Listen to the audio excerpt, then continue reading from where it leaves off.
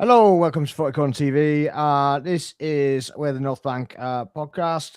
We've got Hoodlin back again. How are we, sir? But I don't know where to start. You dried out a little bit. After hours and hours of being soaked, yeah, it was not the best. I'm still trying to calm down because when you just have some people just waiting for you, and as soon as something like that happens, everyone's coming out the woodwork. So it has been one of them days, but I'm a lot better. So yeah, how are you guys? Fairs. Smuggo, Liam, how are we? Yeah, mate, not too bad, not too bad. Calm down after last night. Or sort of. Sort of. As much as you can have. Probably not really, if I'm being totally honest. Yeah, so given the opportunity tonight with the old Mrs. going to bed early, I thought, yeah, I'd definitely jump on and try and get some stuff off my chest. Indeed. Well, let's start with the team selection. We won't bother going into the TIFO and all that stuff with all the rain and everything, and it probably wasn't as effective as it was wanted to be because of the turnout and probably a bit of damp moods and whatever. I was soaked before I'd even got there, to be honest with you. I think I saw a picture of you, Liam, in the ground, sat on the seats, and your shirt was jacket was saturated. Yeah. And Hoodlin's a steward there, so I imagine he was pretty much the same. So yeah, we're all in the same boat there. But yeah, what do you make of the team selection then? Yeah, pretty much what we expected. No expectation of change. I'm sure we'll discuss soon about rotation, all that kind of stuff. But this wasn't a game that you would rotate. I just want to say before we get going that we got to remember Liverpool are the champions of the Premier League. At the end of the day, yeah, they've had a bad season, but they won the league last year. So when the champions turn up to town, you can't just expect 3 points. Do you think people were overhyping it and basically making it out that it was going to be easier than it should have been, and that it's going to be a walkover, a washover, and whatever? Yeah, absolutely. Like, was I confident we'd win? I weren't overly confident. I was hopeful that we'd win, but I also knew at the same time that these are the champions. And okay, they haven't got Salah at the moment. I'm pretty glad that he weren't there last night because I actually do think if Salah was on that pitch, we lose that game. And obviously, we're quite lucky that Isak was out, Ekatike's out. Do you know what I mean? So there's 2 big players out for them. Well, there's 3 big players out for them, 3 attacking threats. That would have made a massive difference. But look, their midfield is, let's be honest, their midfield is top quality. Their midfield is top quality, and they proved that in the second half last night. Didn't create nothing, but they literally dictated the game second half, and they got 2 centre-backs. One of them's been world-class for probably the last 5, 6, 7 years in the Premier League. Kanate's probably his best game I've seen at the Emirates, if I'm being totally honest. But let's be honest, it weren't hard in the second half for him either, whatsoever. But like, they've got quality all over the pitch, and they've had a bad season for loads of different reasons that's going on within the club. And we're quite lucky because of that. But we do need to remember that actually we've probably struggled against Liverpool more than any other team over the last couple of seasons. Not saying that we've lost to them, because if you look at it, the last 3 out of 4 games are 3 draws. So this game's all about mistakes. This game is not about the team going out and individual brilliance, winning stuff and all that kind of stuff. Do you know what I mean? It's all about the managers are waiting for the first mistake. Obviously, in the reverse leg, there was an individual brilliance at the end of it all. But yeah, again, that come from an initial mistake by giving that free kick away. And this is what Arsenal Liverpool become. It's become very cagey. Do you know what I mean? And I feel like Slot and Arteta kind of cancel each other out as such in games. So it is an awful affair. And if we're being totally honest, if you look at what I call the top 3, I know Aston Villa are doing really well and they're doing absolute superb to be where they are, but I still would regard Liverpool and Man City and Arsenal, the top 3 in the Premier League at the moment. The games are dire. A game against Man City was dire because the 2 managers are trying to cancel each other out. Like, the game's changed since 3-4 years ago, since the Guardiola and Klopp days. It's massively changed, and you're seeing now managers going out and playing a really, really tactical game, and you could see that again last night. And I feel that actually coming out of the ground, I was absolutely pissed off with the performance, but I actually felt we gained a point last night, because it could have easily, would have been a defeat many other seasons. Yeah, and like you say as well, last season we were there and we drew at home, we drew away. So, we're only a point down on the season from last season to this season. So at the end of the day, it's not a major hit. It would have been nice to improve on last season and get the 3 points and make it on us, even if, as it were. And, they win at their place, we win at our place. Everybody's happy, sort of thing. And we open that points gap to 8 points. Well, like I say, we just can't play it down of who we are playing. And I think it is just a moment. It just comes to moments, doesn't it? Where there's a bit of brilliance, or there is a mistake that kind of decides the game. That's yeah. Hoodlin, were you okay with the lineup? I think it was pretty much what we suggested it would be. Yeah, it was what was suggested. And if you remember where we spoke, was it on Friday? No, when was it? Wednesday night. Was it Tuesday? No, it was Tuesday, wasn't it? Tuesday. We did say it was this week time. It wasn't going to be KG, and it was going to be a tight affair. But back to what we were saying before we came on here, I think there is a lot of fatigue that is taking place at the minute. And the thing is that we assembled a squad in the summer where we can start to rotate. And I think that needs to be put into place now. Because I was watching the first half and I was like, certain players were just standing there watching the game. There was no movement. I'm like, there is no how we can play worse in the second half than how we played in the first half. And boy, we managed it somehow.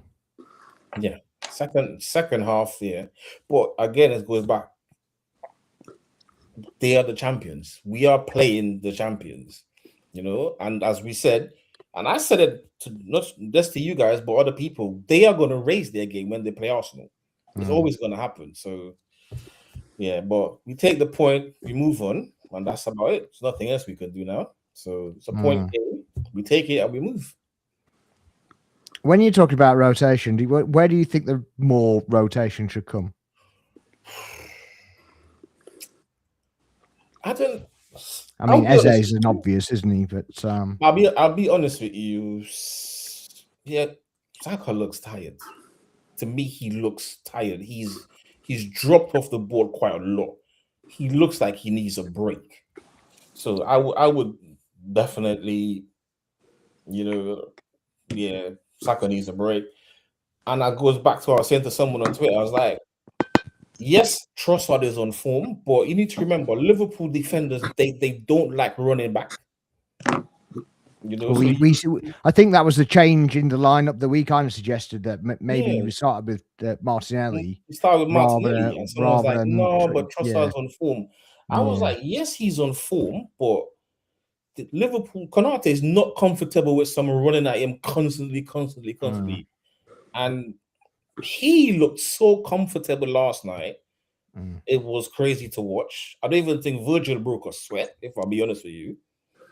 So yeah, I think like we've come to the point in the season now where we really need to start utilizing everyone in the team now. So. I'd like to see Norgard more, to be honest with you, in place of Zubimendi, because I think he's going to get burnt out very quickly. Yeah. I was surprised Marino didn't play last night. Well, Marino was the obvious sub, wasn't he? When we needed a bit more strength, a bit more physicality up top. Marino was the obvious choice, wasn't he? So, yeah. Yeah, I mean, obviously not having Havertz, you need that. You just need that little bit more physicality. So I thought bringing on Marino would have been a better option. Yeah, because even like for some reason we're not really good at pressing, and the pressing looked so disjointed last night. You can see Like Odegaard was getting It stopped. frustrated. It stopped completely, Yeah. didn't it? The second half, He there just, was he none. was like, yeah, he just gave up at one point. Do you think he set it out and just basically said, just let them have the ball and we'll try and pick it off as they come off? Or do you think they just lost the will to play? Well, Liverpool, again, they have a very good midfield and they were just keeping the ball. We couldn't get anywhere near them in the second half. Yeah, I mean, they were helped anyway because they didn't have a striker and Yeah. they had an extra midfielder. So obviously it was more difficult to play through the midfield anyway, wasn't it? Yeah. But yeah, because they weren't actually playing a ball out to anybody as such. It was just they were just kind of playing across each other. They were just keyboard for them in the second half. They were not trying to penetrate or anything, or when they did, like there was no real danger or anything like that. It was first time in 600 games they haven't had a shot on target. Yeah, so, 600 games or something in consecutive games. Yeah. That they it goes to show, man. But again, I mean, that's I don't really care about stats like that, to be honest. It's just like, well whether you get the points or not, because that. Yeah, but my one thing is, I was like, at the end of the day, we're at home, and for me, we're supposed to start stronger than how we start. Like, this is the team that they're coming to our ground now. Like, the intensity needs to be a lot more than what it was last night.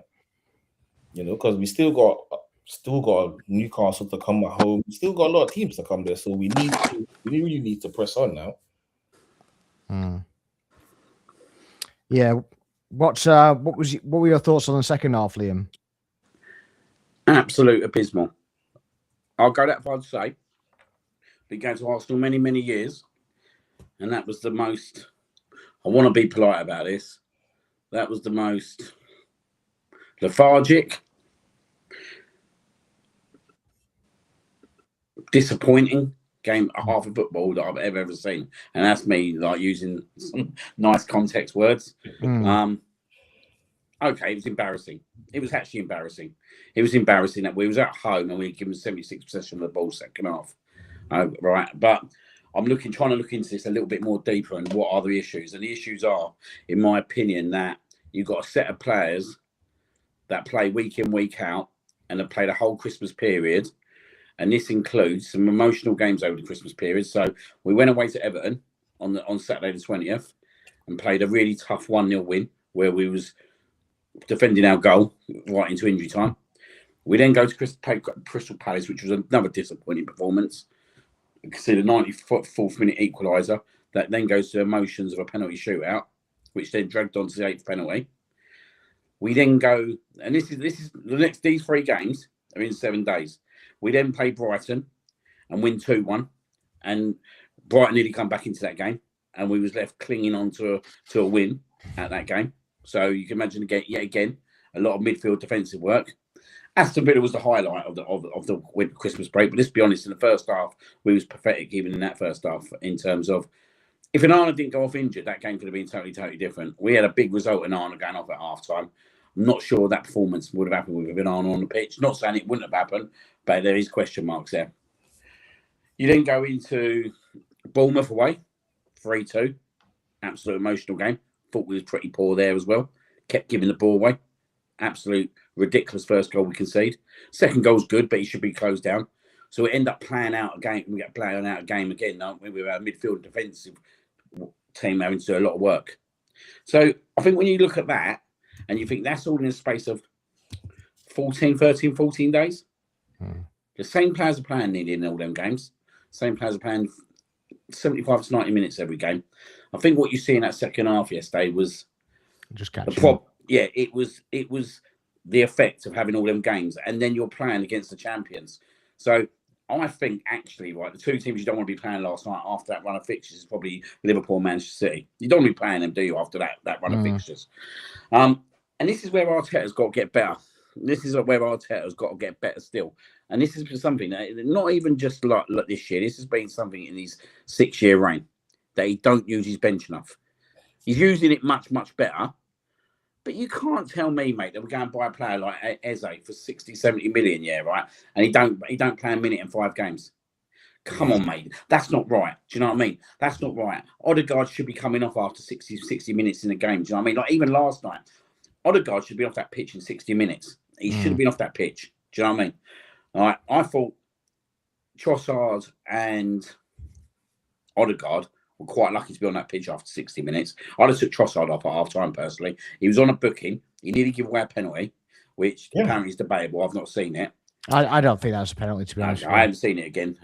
But he was one of those where he basically has touch on the ball, and he basically turns his body, puts his body in between the man and the ball, and instead of Verts tracking the ball, he was like, "Oh, I can just run into the back of him here and try and get a penalty." So I don't think it was a penalty, to be honest with you. I didn't think he was there. I didn't think he was good whatsoever, but I don't think it was the game for him. There's something about Liverpool and Martinelli that Martinelli does actually turn up in a Liverpool game. I think Martinelli should have been on. I'd have brought him on at half time, personally. And this is where Arteta is not ruthless enough for me. So he's ruthless enough that he will drop Eze onto the bench, not playing for 5 games. He's ruthless enough that he'll get rid of Ramsdale for like whatever he did, which I don't get me wrong, I totally agree with. But this is the other side of him. Like, it was clear to see last night, right? Yeah, even in that, but I think what we're forgetting now, and I think what you've rightly said, mate, was actually the first half wasn't that great either. But we forget about the first half now because actually the second half was that bad. Even at half time, I'm sitting there thinking, do you know what I mean? We've got to improve. And the guy next to me, well, we always improve second half. So we automatically think. That's what I was saying. Yeah. That's what I said. Because I said it's basically said to the guy outside of me, and I was like, it's a good job we're a second half team. Basically. Yeah. And we just weren't at all. But we didn't turn up in the second half. But don't tell me, guys, like you've seen a performance like that from an Arsenal team. I've never, ever, ever seen a performance at the Emirates like that, ever. And I do think it's quite embarrassing in some ways. Yeah, we're doing brilliantly and superbly well, and that's all great. But we're supposed to be putting statements down now. We're supposed to be behaving like champions, acting like champions, want to see the job through like champions. That was anything but a championship performance yesterday. That, for me, that second half performance was like a relegation performance. Yeah. It was like a relegation performance yesterday, that second half. It was like that we was defending for our lives. And look, they didn't cause us no issues, luckily enough. But for Liverpool to go there and get 76% possession up to about the 80th minute in that second half is absolutely abysmal. And every player, for me, and you was there, mate, and you would have been there as well, I felt they gave up. I actually thought Declan Rice might be injured because actually I've never seen Declan Rice like that on the pitch. And I have noticed over the last few games here, right, Declan Rice doesn't look happy. Declan Rice doesn't. He didn't even look happy after the Bournemouth game. If you watch him come off the pitch, he don't look happy. Now, is that because he's injured? Could be a massive case. Excessive workload. Yeah. Or is it because of the workload? But, you know, like he's injured and then we get him back in. And then he was unbelievable on Saturday. Do you know what I mean? In terms of what he did to get us to win the game. But are we expecting too much of Declan Rice at the moment? Now, I don't think he was fit for Bournemouth at all. I mean, we were having a conversation. I was at Bournemouth as well, and we were having a conversation just before he scored that first goal that he didn't look fit, and maybe he should have been taken off, or shouldn't have been on in the first place, and then he scored the goal. So it was like, well, we've got to hold that sort of thing, but he just didn't look fit at all. And even the second goal, it seemed like he was. He seems like he's running differently. Do you know what I mean? But you know where he's got that trudge. Yeah. Where he actually the ground kind of breaks underneath him, but he wasn't doing that. It's more of a hovering run. So it's like it seems like a Chariots of Fire run. Do you know what I mean? That kind of thing. I still think he's carrying that injury. So he must be carrying the last bits of that. He has to be.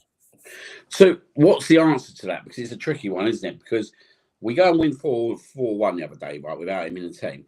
So you'd have thought it'd been ideal for him to potentially not start Bournemouth, but actually you bring him on against Bournemouth and he wins you the game, which makes it even harder, doesn't it? Because like it makes the situation very tricky, don't it? Because actually, I thought last night, and I don't usually think this often, but look, as I said to you off air, I've managed Sunday League teams. It's totally different. But I always remember when I had a Sunday League team in January, you got shitty, muddy pitches and all that, or the rain's pissing down. You put all your physical players in midfield. Do you know what I mean? You've got to play differently. And I think last night we had to play differently. And I think we needed more strength in that midfield in the second half. And I think Mikel Moreno's name was screaming to come out in the second half, even to the point that if you're not going to bring him on in midfield, bring him on up top and let him drop back into midfield because he's going to go and support the midfield as well. So I really do believe Mikel missed some really good options last night. I said on air as well that actually I would have never brought on Lewis Skelly in a million years in front of Ben White. No. Ben White should have come from right back, and in my opinion, Timber should have gone to left back. Yeah, I actually don't disagree with that, and I think if you haven't got Calafiori, you need Ben White because you need that overlapping, you need that bit of pace, and we mentioned on the stream on I think it was Tuesday. Yeah, Tuesday night. That Martinelli coming off the left and Ben White going through on the right would have provided that little bit of pace because everybody else who's in the midfield, who's Saka's not that pace merchant. Gyökeres ain't that pace merchant either. This is it. Just needed something to add that little bit of inject a bit of pace behind. To be honest with you, as I said before, I think he should have started that game from the start. That's Martinelli. The one team that Martinelli will turn up for is always Liverpool. Yeah. He should have literally started that game. Yeah. It's like you said, we need to use the squad more, man. Like players they're fatigued, they're tired, they're not and we're coming down to now the crucial part of the season where everybody counts. There's no difference, mate, to this year to last year when we played Newcastle at home in the League Cup. It's exactly the same week, I think. Exactly the same week when Arsenal played Newcastle and Arsenal put on an absolute dreadful performance at the Emirates. It's happened twice in 2 years now. And this is one thing about Arteta, right, and the coaching team, and even down to the players at times. I've always felt that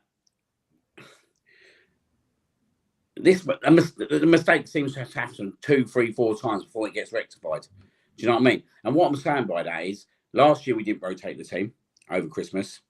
This year we haven't done the same thing. But there was no excuse this year not to rotate the team in certain areas. Do you know what I mean? Like, we had the luxury of being over Christmas at home. Do you know what I mean? We had 3 fixtures at home. It weren't like we was travelling anywhere. The furthest we travelled was Bournemouth. Yeah. We weren't like we had massive travel to do whatsoever. But he has to rotate the team more. There's no reason why Eze couldn't have started one of them games. You've got to trust him. And if he ain't performing, then you rip him off at half time. It still goes back to the fact that why is he still not trusting Norgard as well? Well, what game was it he played? Was it Crystal Palace in the League Cup? Yeah. Thought he looked outstanding. Thought he looked one of the better players, definitely. Yeah. Because I'm like, well, we brought him he came into us as the captain of Brentford. Playing week in, week out, doing a solid job. So why can't he not do the same job for us? Shall I tell you who he is? He's the Connor Cody of England. That's what he is, mate. He's a captain leader in a dressing room. We don't play games. That's what he is.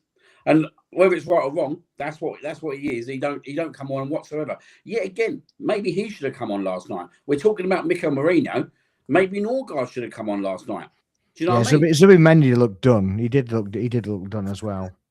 And he got passes going wayward all over the place. But I wonder how much of that was actually on the pitch, because it did really trounce it down. So I wonder if it was heavy turf and then they just got knackered. But then if that's the case, even more so, get your subs on earlier. What I can't accept, mate, is players not jumping for a ball. We got to the end of the game, right? And our right back stopped jumping up with Gakpo, just letting him head of the ball. And I'm sitting there thinking, what the hell is going on?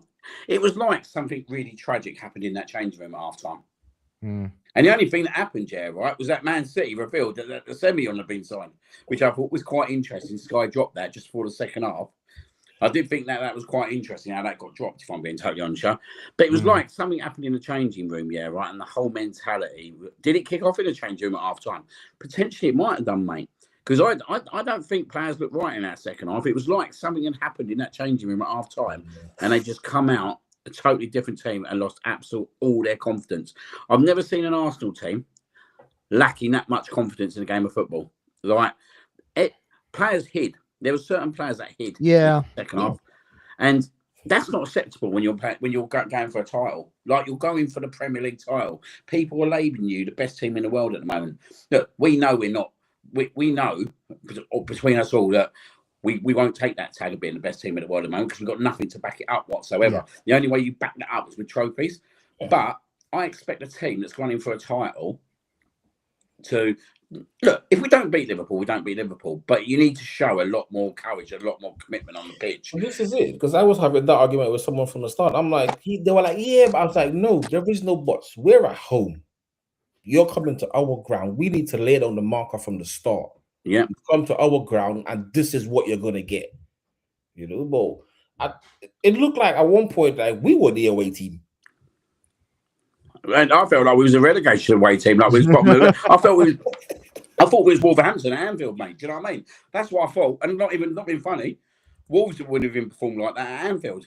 Do you know what I mean? Like, at least they would have got. Well, they only lost 2-1 there. For being totally honest, over Christmas, didn't they? But I was really, really disappointed yesterday. I am keeping positive still because actually I think nowadays football's totally different. I think you can have a performance like that and turn it around the next game just like that. I do think a lot of it is down to fatigue, but the manager has got to do better in certain aspects for me. He's got to do better in terms of rotation. He's got to do better in terms of there's something not right at this club that all the players are getting injured at the level. Look, there's a lot of players getting injured all over, but we seem to get a big brunt of injuries. And if at the start of the season, it was all our attackers. Now it's all our defenders. Yeah. Do you know what I mean? Everyone's going, why does everyone want Mark Guay? I know why I want Mark Guay, because actually, we ain't got no defenders on the fucking bench. Well, this is it. We ain't got no defenders. Like, once Sleeve or Gabriel go down, right, within bit, like, if one of them go down, and this is my theory with Arteta that he's thinking, when I've lost Gabriel last year, and Saliba in 2022, 2023, it cost me the title. It cost me the Champions League last year, in my opinion. Do you know what I mean? So I think if Gabriel's fit, PSG could have been a totally different game. He knows that them two injuries have cost him trophies. Now, I still think there's a possibility that Guehi could still be a win a transfer, because actually Man City might call everyone's bluff now, because they need a centre midfielder. A centre back. So if they want a centre back that much, but Arsenal and Liverpool want him that much, Arsenal and Liverpool have now got to show that actually we're winning his cough up now. Because what you don't want to do is let Man City take him now. And actually, I think there's a good opportunity for him to come into it. Would be a good opportunity for him to come into this club and actually play a lot of minutes. You know what I mean? Like, these guys will need a rest. Yeah, for sure. I mean, relying on the same two centre backs for all the games that we play is just ridiculous, in my opinion. Anyway, why has it come out, mate? Why has it come out yesterday? Right, because Arsenal know that Man City ain't playing around. They're going to go and get him in the summer, yeah. Oh, no, sorry. They're going to go try and get him now. Yeah. And then it breaks yesterday afternoon. First from John Cross. Then Alston gets involved. And then, when Alston gets involved, there's something behind all this. Well, he's been fed, didn't he? He's definitely been fed for that one. There's definitely something in it. And I think now Arsenal are probably sitting there thinking, actually, we might have to sign him in January to stop Man City getting him. I don't think they have to sign him in January, though. They can still make an agreement with him. To come in the summer, what he wants, don't it? Yeah. I don't think he wants to leave Palace until the end of the season anyway. And I think he wants to stay in London as well. It would suit him better, wouldn't it? But then there is that piece, isn't there? If he goes to Arsenal, let's be honest, it's appealing, isn't it? If you go to Arsenal or Man City now, you can end up with loads more fucking medals in your cabinet by the end of the season. But then there's the other side of it. Does he want the big signing on fee?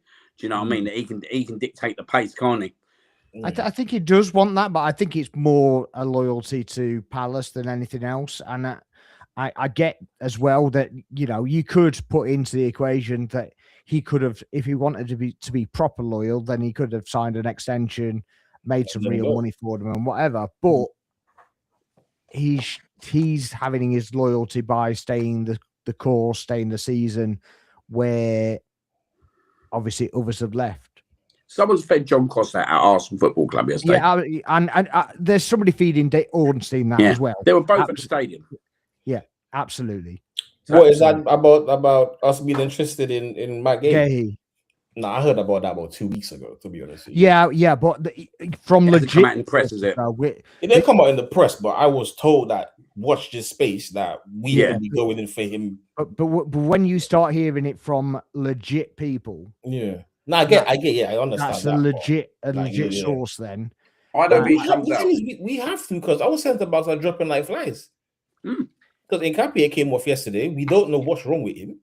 Do you think we continue with the signing of Nkapie if Gahey comes in? Yeah, absolutely. So you think we keep him as well? Yeah. Because Lewis Kelly's not a left back in my opinion. Do you know what I mean? So Lewis Kelly gets pushed into midfield where he should be, where he can cover there if needed. In desperate. Left back would be Carlo Fury and Nkapie. Okay. Yeah. I mean, obviously, they fight for the left back if that's the case. Yeah. But obviously, all I'm asking is because he's on loan, do they actually follow through with that and stick with Lewis Kelly there and whatever? Because if Lewis Kelly goes into midfield, he's then competing again with Nwaneri, competing with Rice. There's no way you put in Lewis Kelly ahead of Rice anyway. Or do you let him out on loan for a year, mate? You let him out on loan. That's where he's going. Needs to go out on loan, mate. I'd give him an 18-month loan, mate. Like, get him in a Premier League team, right? A Bournemouth, a Palace, just someone like that, mate. Let him play for 18 months because he'll come back ready to play for this club. Bit like Lewis Kelly, right? I wouldn't do that in January. No. I wouldn't want end of season if they brought someone in. Yeah. But I wouldn't do it with Skelly. Like, Skelly needs to stay in the club till the end of the season, 100%. Yeah. Nwaneri, if there was an option to, obviously, for him to go out, but then us fill someone else into the squad, then I'd be well up for that. I think it's the best. I think there was interest from Bournemouth for Skelly on loan. So Skelly, for Nwaneri. It's Nwaneri. That was Nwaneri, but I think Nwaneri wanted to stay, didn't he? But he's not going to play football, mate. Like unless there's serious injuries, he's not going to play football. So for him, I think I totally get why he'd go out on loan in January, and I think it'd be best for all parties. It'll be best for Arsenal because it'd be a bit like the Saliba thing when he went away. Do you know what I mean? For 18 months, but it'd be best for him. Someone has gone to City. I think Bournemouth would be a good option for him because he'll play. Yeah, absolutely, ideal. I just wanted to address this as well, actually, because Evil Halo says second half was horrid. I think we missed Calafiori. We're supposed to be in a position where we don't miss anybody. We're supposed to be in a position where we have a squad rotation, not a first team squad. We have a we have a squad that basically works for every scenario. So, but my answer to that is that if Calafiori is out and White's fit, he should play. Because White is that speed option, overlap option on the right-hand side. Even if you've suggested as well, even if Timber goes on the left. I don't ever want to see Timber centre-back again. But... Everyone needs to remember, Ben White and Timber, right back, left back, started last season, mate.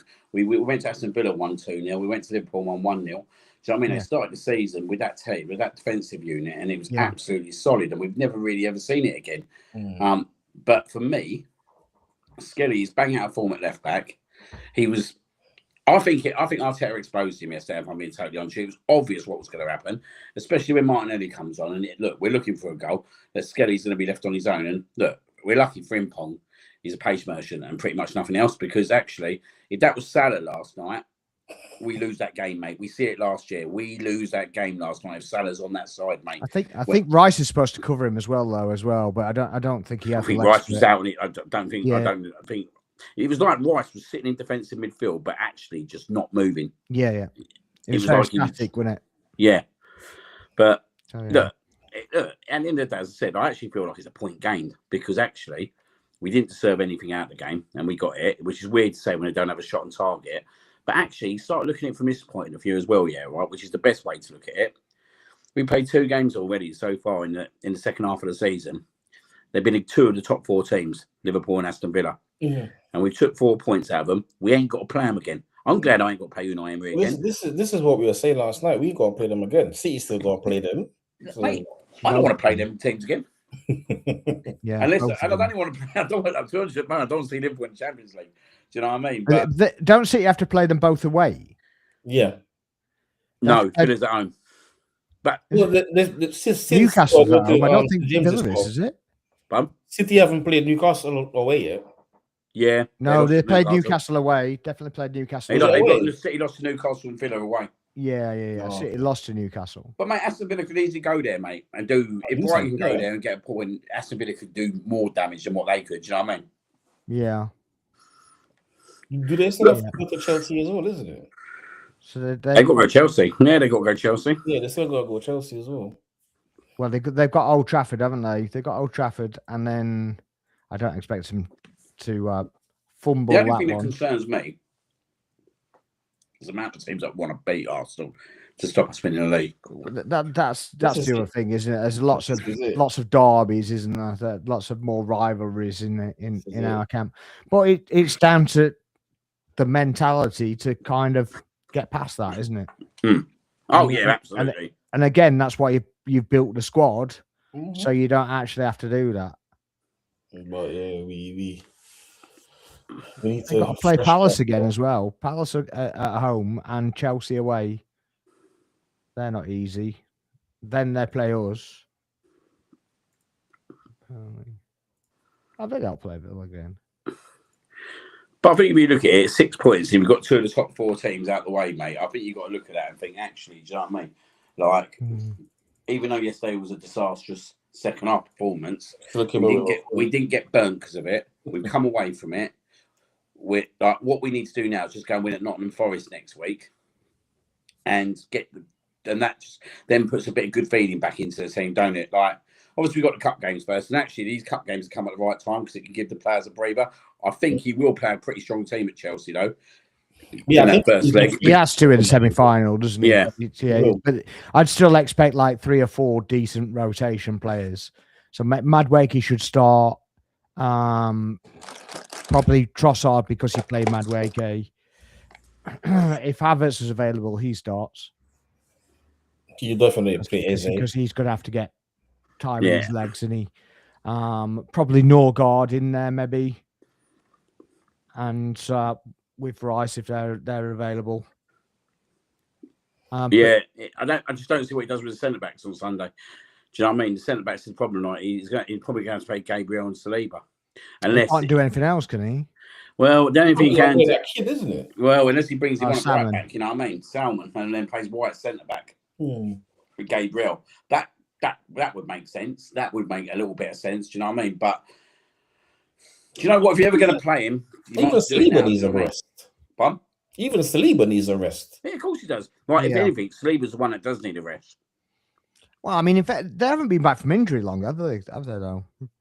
Gabriel hasn't he? But 4 then again, games. And then you look at like the Champions League games, and you think, do you know what? Just do what you got to do in them games. Like we've got the job done. It doesn't. Like, I know it sounds a bit negative, but it doesn't matter. It's not negative at all. I completely agree with you. You need to rest them. Yeah. Just play the kids out there. Liverpool fucking drew PSG last year. Liverpool finished top and drew PSG in the next round, mate. We've done the legwork from the start. Well, the thing is, we only need 1 point as well to guarantee top 2. We don't have to finish first. We can finish first or second. It's the same benefit, exactly the same benefit, because you don't meet each other until the final anyway, so you split all the way, and nobody in the knockout stages can be ahead of you, so you've got the same advantage all the way through. So first or second, perfectly fine. Yeah, I think we've done the legwork there already. So we're going to win the last game anyway, aren't we? We're going to win whatever team we put out. Well, exactly. Yeah, if you can't beat Kyra, when you've topped the group, it's just a bit of a joke, isn't it? I reckon they should. I reckon they should put you in defence and let Saliba do your job for the night, mate. I'll just I'll be the goalkeeper and kip on the touchline. And... Yeah, you go goal, mate. I'll tell you what, I'll be the ref, mate. I'll be the ref. Like, yeah, if anybody comes over the thing, just blow the whistle and wake me up. Yeah, I mean they did all right the last game. To be fair to them, Kyra, but they weren't playing anybody of any kind of note. I don't think. They're still going to be coming up against Martinelli and Madueke, aren't they? Like they're actually going to kill them down there with 4 wings. You know what I mean? Yeah, I mean, I just literally should be as much rotation in either the Inter game or that game as possible. Joe, I did see one interesting thing last night, though. Actually, have you seen this? Eze has played loads more games in the first half of the season than he has done. 27 games compared to like 14 and 15 or something that he's played in previous years. Is Arteta looking at something like that as well? I mean, they're all about stats and numbers and whatever, aren't they? And burnout and red zones and all that stuff. He's been bitten before, isn't he? So maybe that's... I reckon that's the same with Norgard as well, you know, not because he was playing more games, because he was captain anyway, so he was playing the games anyway. But even when he came in, the training schedule was so much more rigorous when he came to us than it had been even at Brentford. And so he got injured quite early on. So I think maybe he's just watching for that. And he's just treating them as new signings into the league. So maybe it's all I see him playing on the weekend. I see him play on Sunday. I think he definitely play on Sunday. He said what in an interview, Andy? Maybe about minutes. With the red zone thing, is it? Yeah. The red zone thing. But still, let's be honest, says they can come off the pitch for 15 minutes. Do you know what I mean? Well, this is the thing. Even at Bournemouth, Saka came on for 15, 20 minutes or something. You know, so he shouldn't have felt so fatigued. I don't think. No, do you know what the most frustrating thing about last night is the last 5 minutes the penny dropped, didn't it? Of it normal time, the penny dropped. Shit, we've got to attack, and then we've actually got a score now. Yeah, and then they packed it a little bit, and then we started literally getting chances. But it was just how has it taken to the 85th minute? Yeah, and that's where the substitutions need to happen earlier.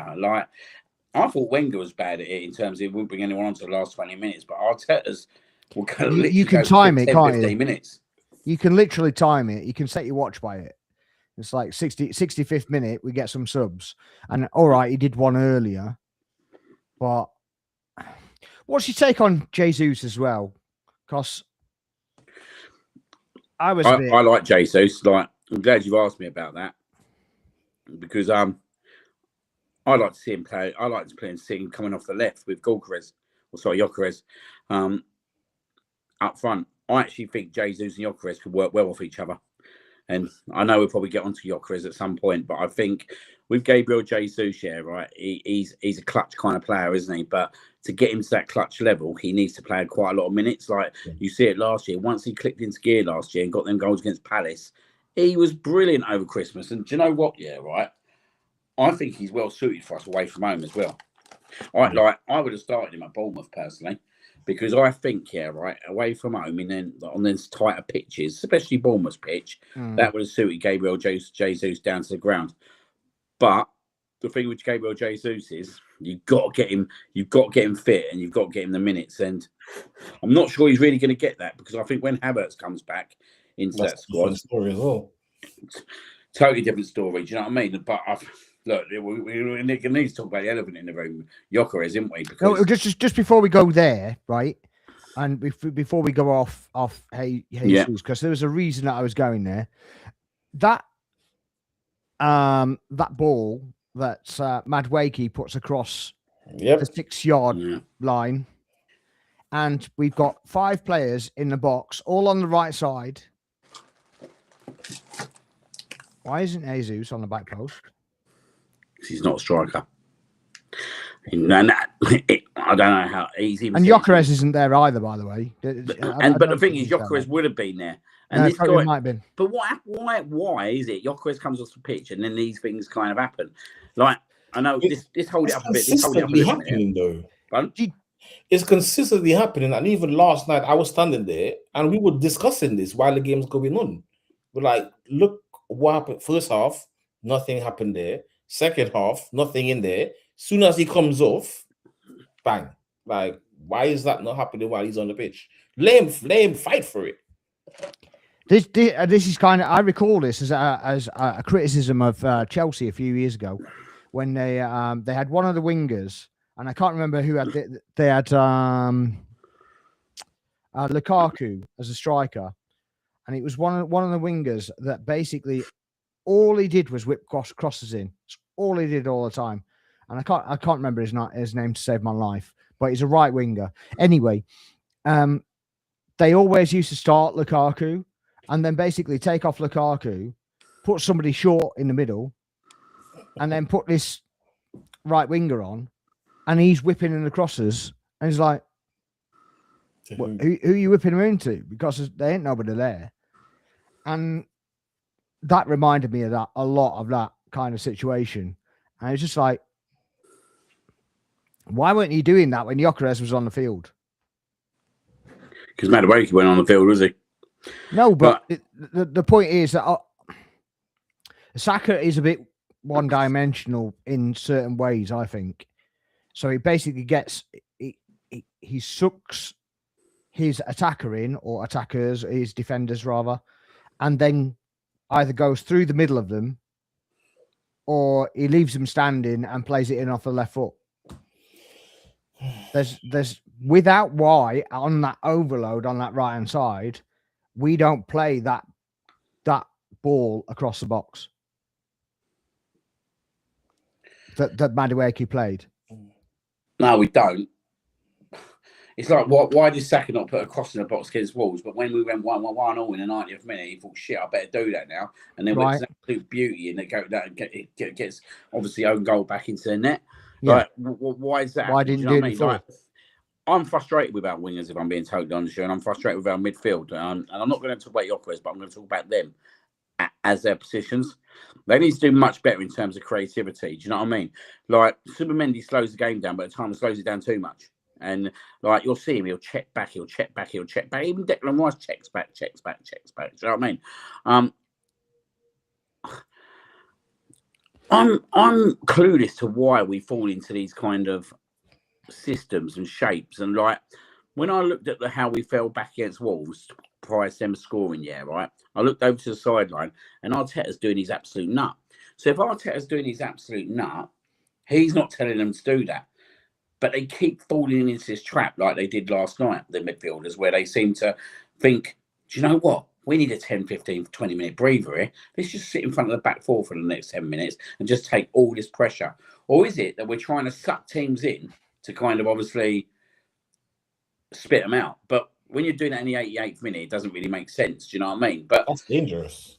It is dangerous. You're right. It is dangerous. But that's what we've done. That's what we've done against Wolves and Palace. Yeah. We played that way. And Palace sucker punches to the 94 with that. Yeah. Yeah. Exactly. Well, the number of times that we've been one goal up, and some of the teams of injury time equalizers, or it's been 0-0 and we lose it 1-0.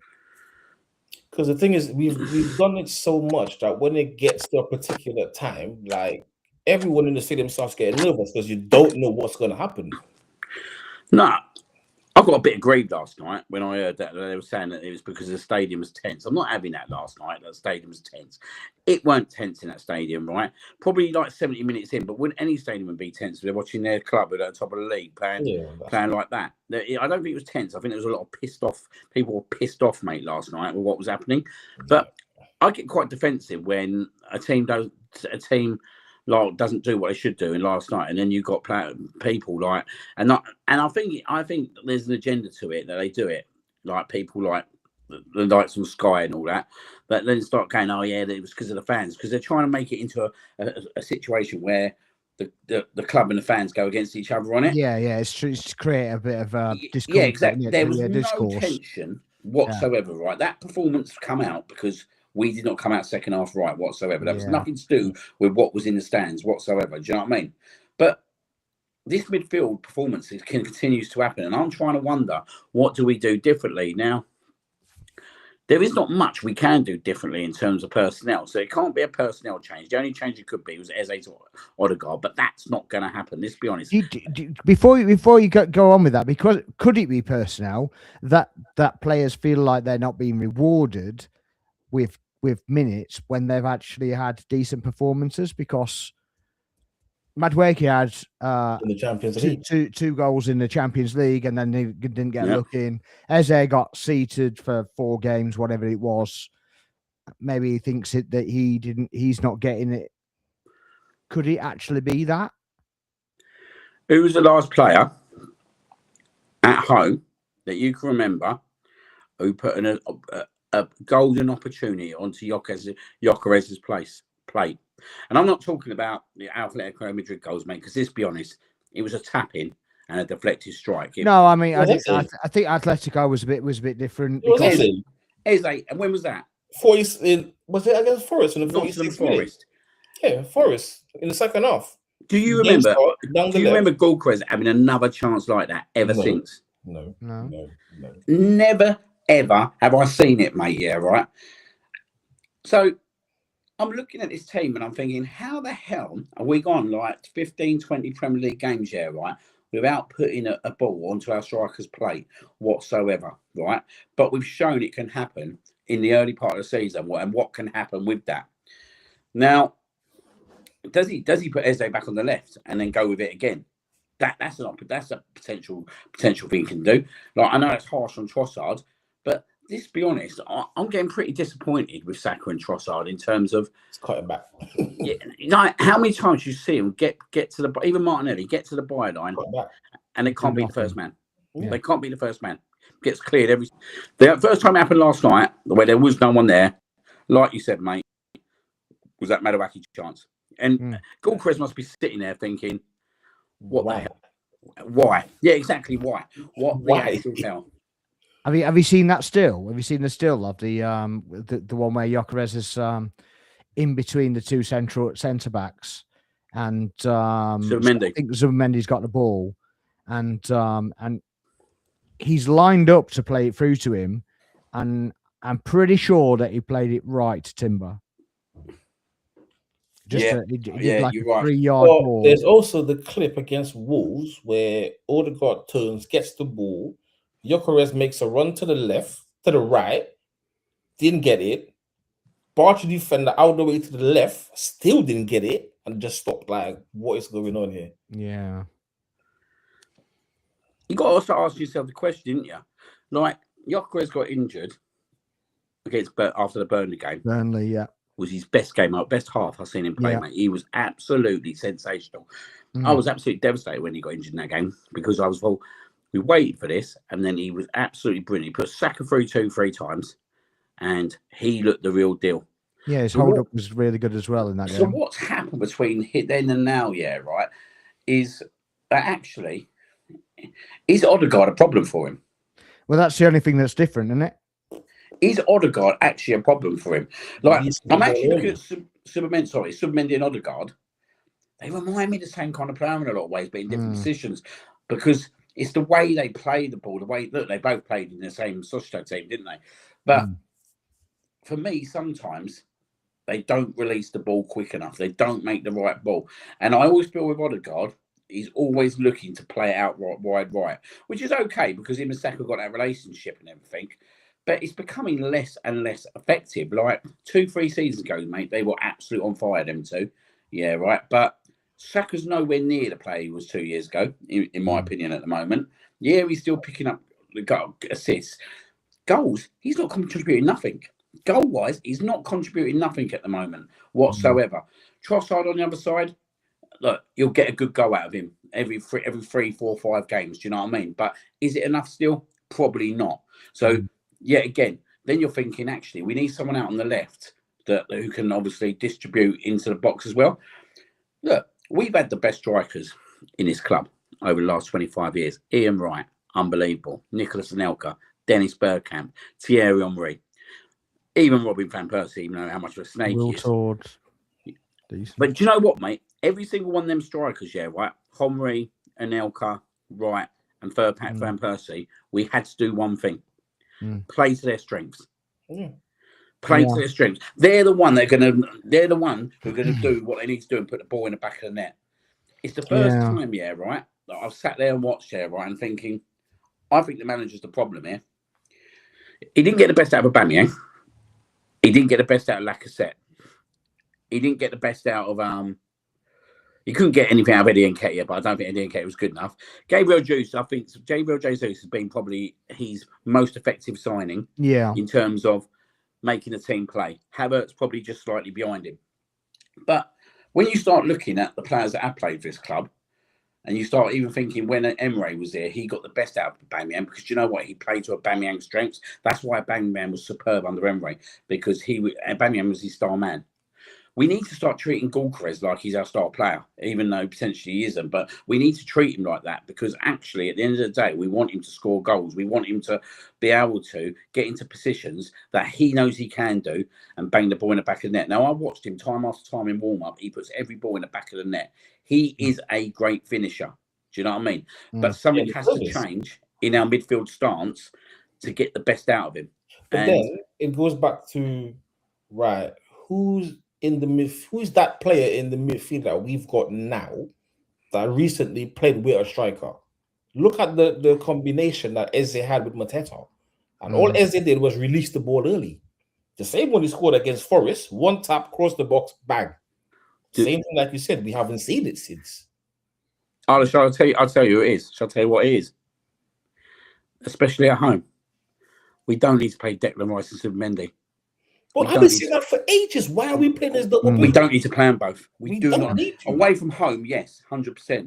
At home, we're the home team. We're the home team.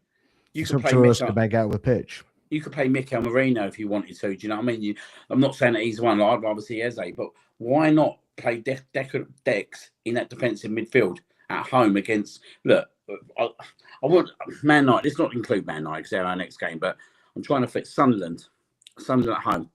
Why not try and play like Declan Rice in the defensive midfield, have Odegaard one side, Eze the other? Do you know what I mean? And push Eze further forward. Like, if you've got Eze and start playing in two strengths as well, I think he creates a lot more for Gyökeres in terms of that final third. Because he's very good in his foot. He's a very tricky player. Do you know what I mean? He will open up spaces for him.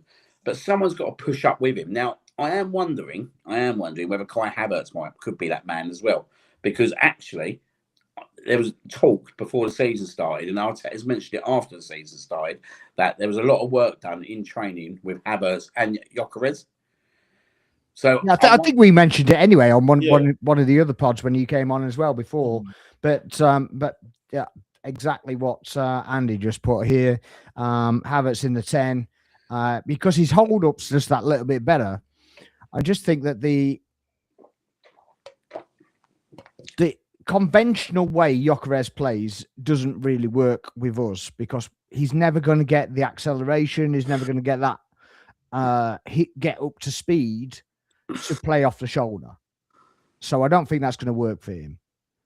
But if he is off the shoulder, even 10 yards out, and Havertz has, brought the ball down, done whatever, he just intricate balls into the striker all the time.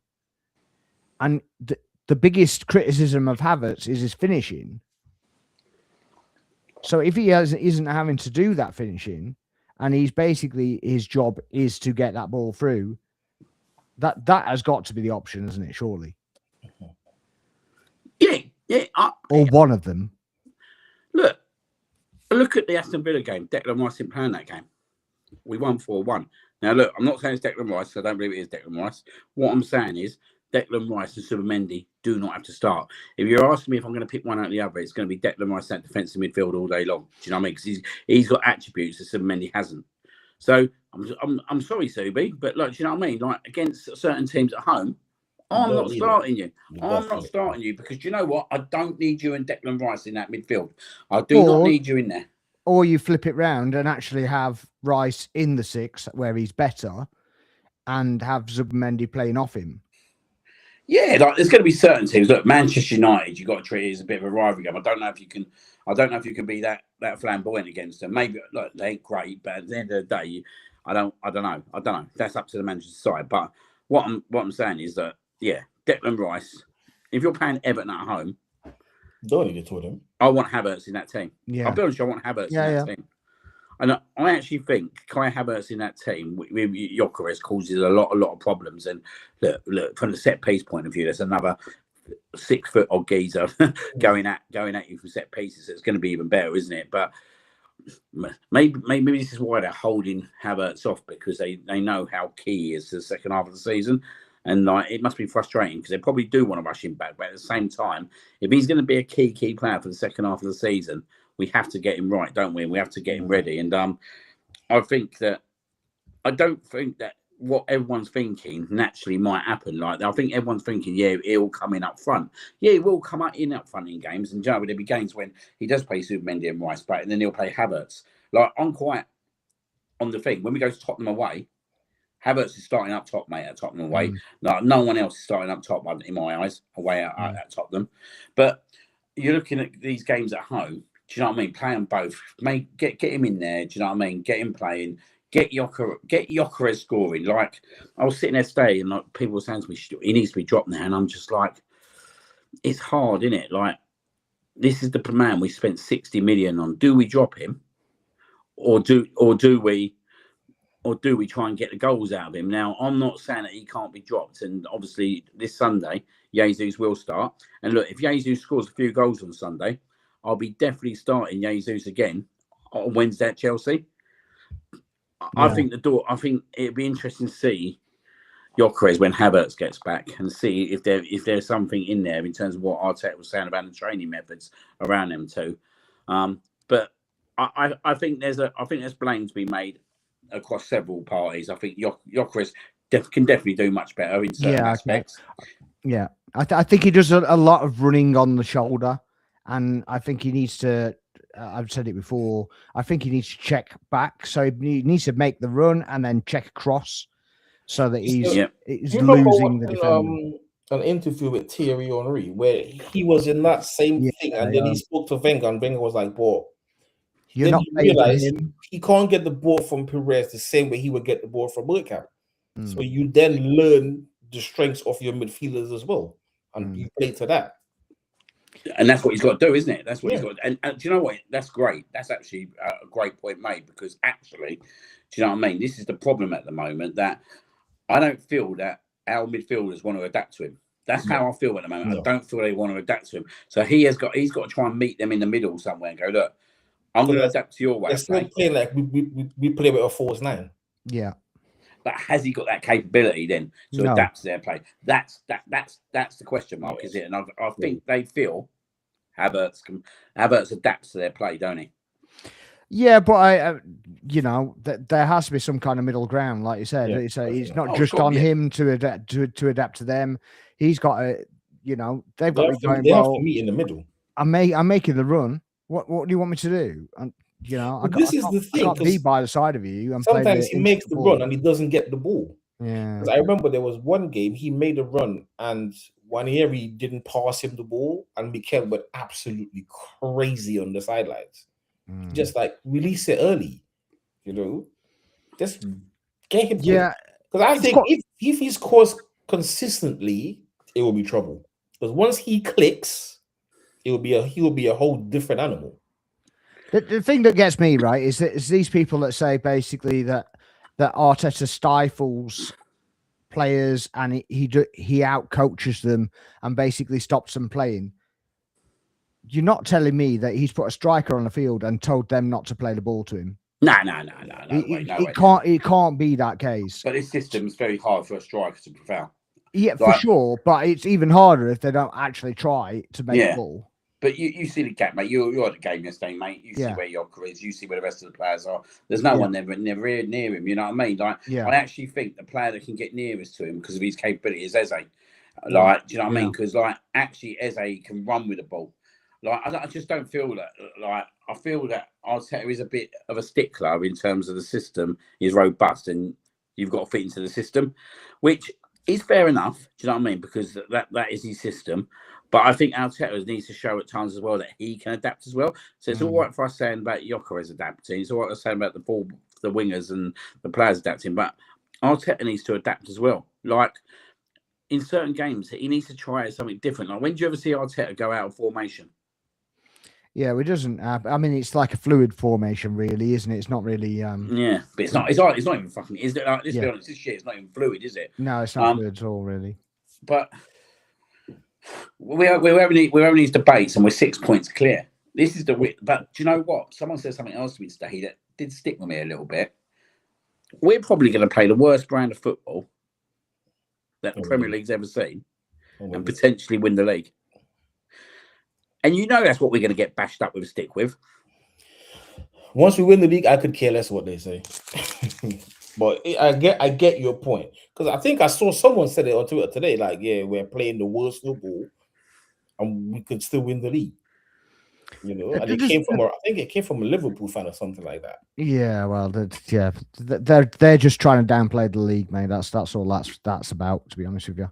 But yeah, I heard that there was coming from a Liverpool fan on TikTok somewhere, basically where he was saying, "Oh, they're lucky they don't have to face the old City and this, that, and the other." And you're like, what City have we faced the last 3 years then? But we're playing with what the league's here now, mate. The old. Well, yeah, we can all play ifs, buts, and maybes. Yeah. But they're lucky. Man City lucky they ain't playing the Invincibles, didn't they? That's what we can say. Yeah, you can just we could all play this game. Can't you? You know what I mean? We're United in 2007 triple wins in '99, like the Chelsea great team of Mourinho. We could all sit there and go, "We're glad we're better they're all playing," but.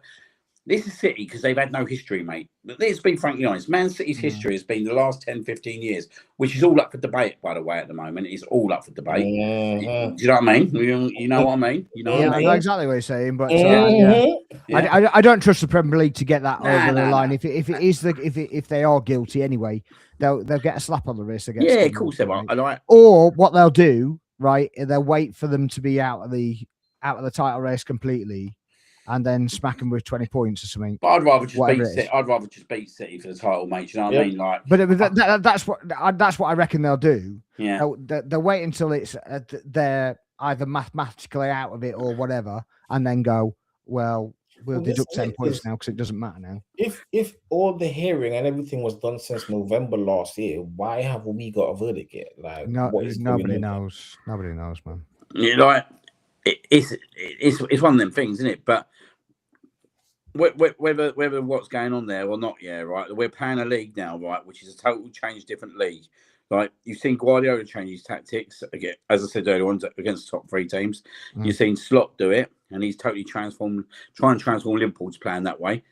And obviously Arteta's already done it. So look, the league's changed, mate, and this is what it is for now on. This golden era that Liverpool and Man City are in, and don't get me wrong, they're formidable. They're unbelievable, them two teams. But it ain't coming back. They ain't coming back whatsoever, mate. And a team winning the league by 90 or 100 points is not going to happen again.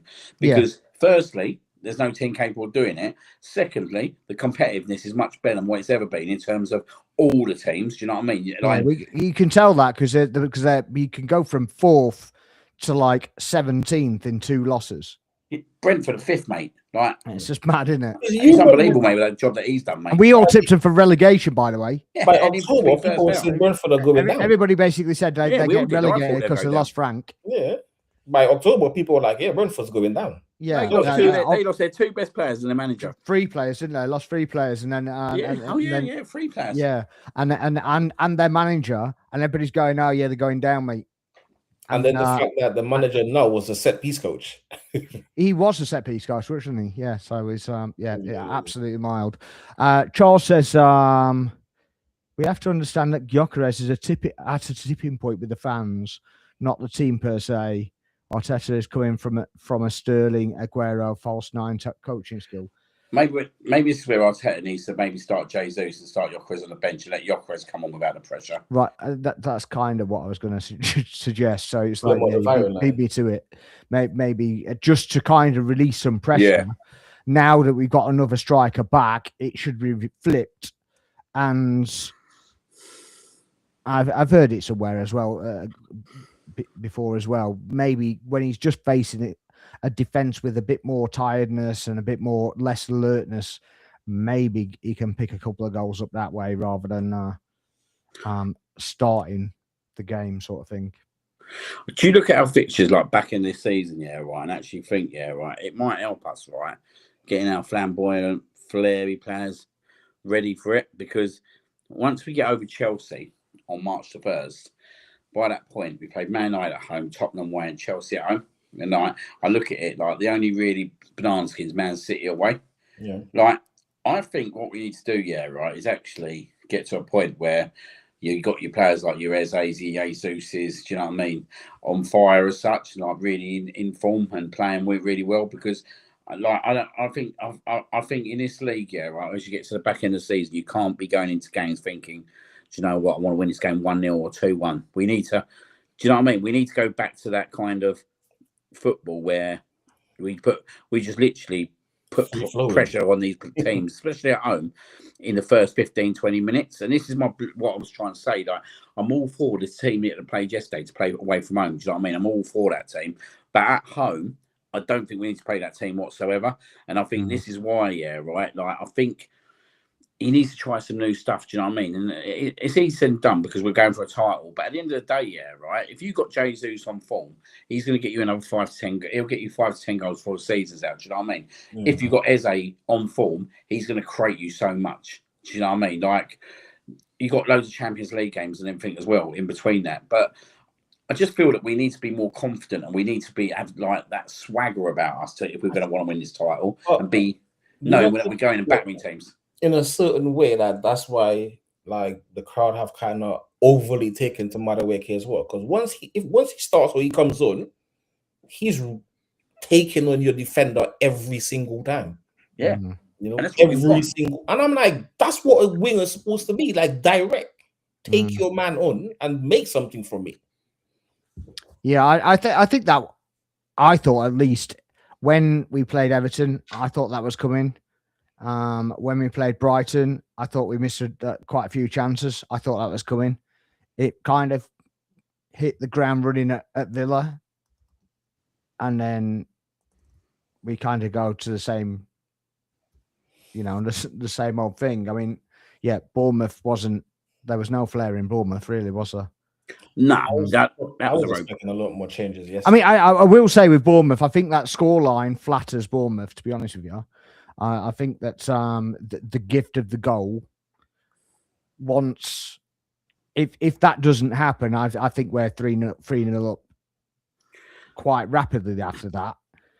But I just think we need to play a different system at home. I think the system suits us superbly away from home. Yeah. Do you know what I mean? Like, look, Bournemouth's goal is a mistake. Like 9.5 times out of 10, that doesn't happen, yeah? So actually, we could have easily been 3-0 up in that game, even though I didn't think we played well. But like at home, I just feel that we don't need to play the system we're playing. And I don't think we need to be as rigid in midfield. And I think this is the big problem, is the way that midfield is set up at home. And I just think, look, take a risk, just put Dex in there. Like when you get Havertz back, put Havertz and Odegaard in some games, or maybe put Havertz and Eze, or maybe Odegaard and Eze. Do you know what I mean? Like there's options there. Try something different. I actually really thought that Eze and Odegaard would actually play more games together. Well, I think Odegaard could get so much out of Eze. I thought they would have played a lot more games together. I really thought the games that they've played together, they looked all right. Do you think he looks at Eze like a cup player? Yeah. I don't think it. I think he's because Odegaard basically slipped into injury a couple extra times. I think he's there to use Eze in case he gets injured before Odegaard gets injured. I think that's what it is. Yeah, but there comes a point where you have to throw caution into the wind and just go for it. We obviously know that, but obviously he's got that squad. But especially at home, go for it. Yeah, you can't win every game sitting there trying to defend your box. No, he can't. No, he can't. And I completely agree with you.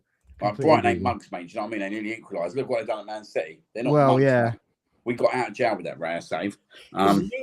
You remember how the hell that guy didn't score though? Was it Gomez? My God, is he on the take? That guy? What?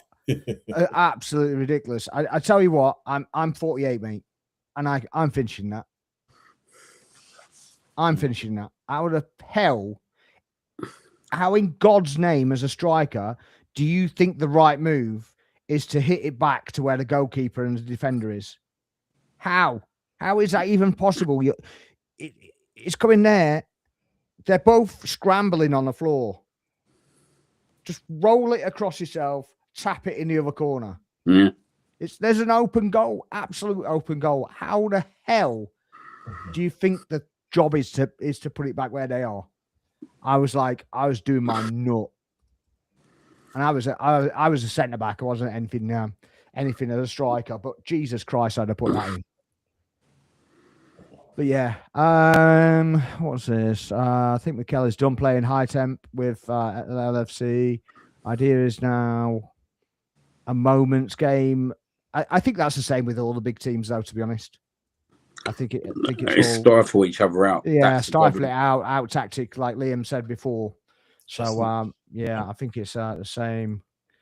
We've gone from a team that gets all the cards, random reds, and gone to the top of the fair play table. Well, I mean, that's a decent place to kind of go across to the Martinelli incident, I guess. It's as good a place as any, innit? So yeah, what did you make of the incident with Conor Bradley and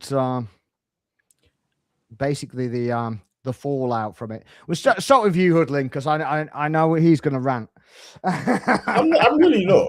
Not you. Liam's going to rant. But it comes back to what Slot said in his interview. You know, did you actually take note of the last bit he said, though? You know, so did he know he was fully injured? I don't think so. No, he wasn't even looking, was he? You're off the pitch and you're trying to come back on. Stay off, get sorted there. But remember, tensions are high. We're trying to win a game, so this is literally what happened. But yeah, was it right? I don't think it was, but this happened. He's apologized, and we move on, because Frimpong went on in the first half for how long? Stayed down for about 5 minutes and just got up and ran back in our box, by the way. Yeah, and just ran back.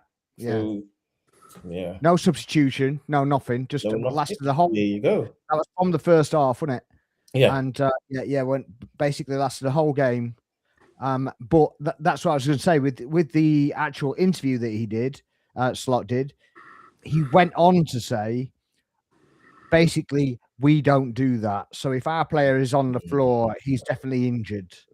Frimpong up and ran off. Like, oh, come on, man! You know, he got doing it the whole game. Nah. Viets went down. I think he went down twice actually. Yep. Gakpo was invisible apart from his two kind of going down incidents. So there was that. But yeah, I think we could all agree that he shouldn't be pushing him off the field. He shouldn't be doing that. But he's actually got the bit between his teeth finally. Granted, as Liam says, it's late in the day and it should have been he should have been a lot sooner.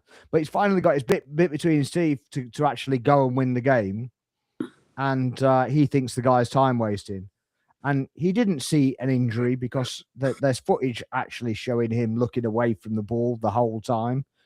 And when he dropped the ball on him, everybody's saying he threw the ball at him. He didn't. He dropped the ball. Whether that's intentional, we'll never know, I suppose. But then from that point, I think he's kind of Conor Bradley has tried to rile Martinelli up as well, which has obviously worked because he manages to push himself back on the field. Yep. Twice. But he pushed him off and then he come back on again, didn't he? So yeah, but he needs a stretcher, but he can propel himself back on the field. But which is I don't want to see players doing that, but I will say that he's not the only player to do it. You know, I've seen loads of players do it.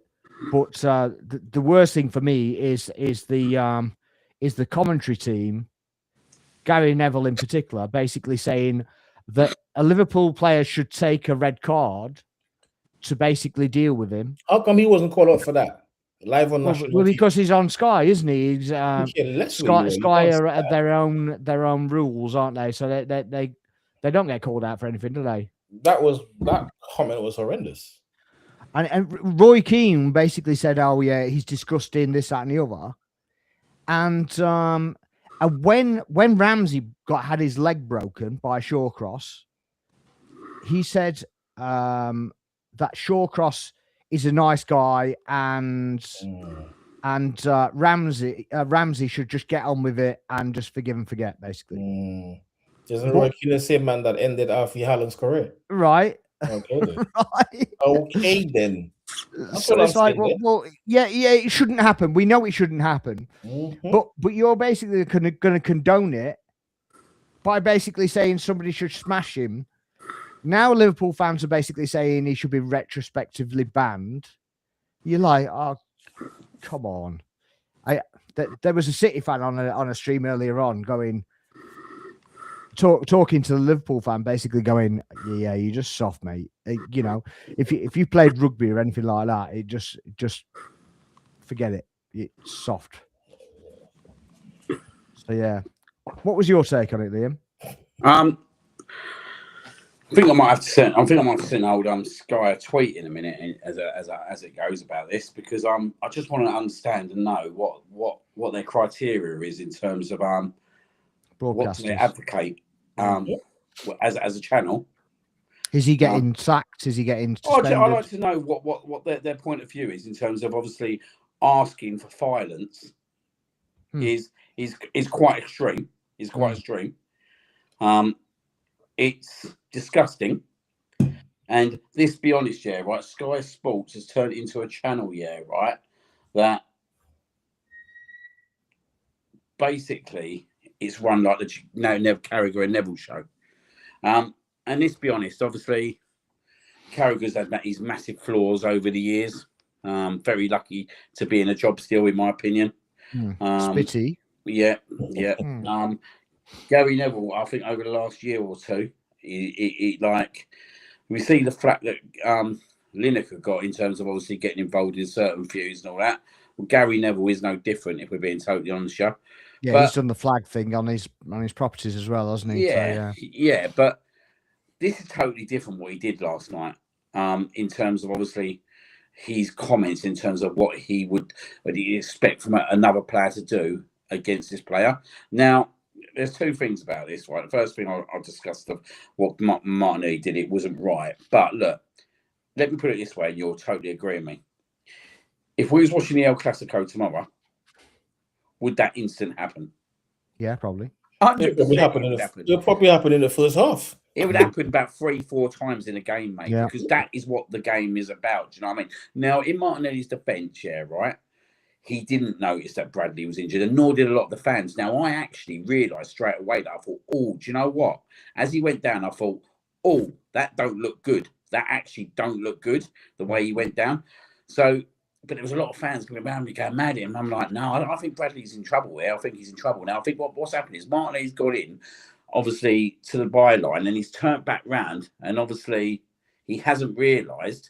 And he's obviously accidentally dropped the ball on him and then realised, and he's actually firstly tried to say sorry and all that. But then obviously things have been said. Then he sees him crawl back on. Yeah, then he sees him crawling back on, so he throws him off. Do you know what I mean? Now, should he have done that? Of course he shouldn't have done that. Do you know what I mean? But don't tell me, right, that doesn't happen elsewhere.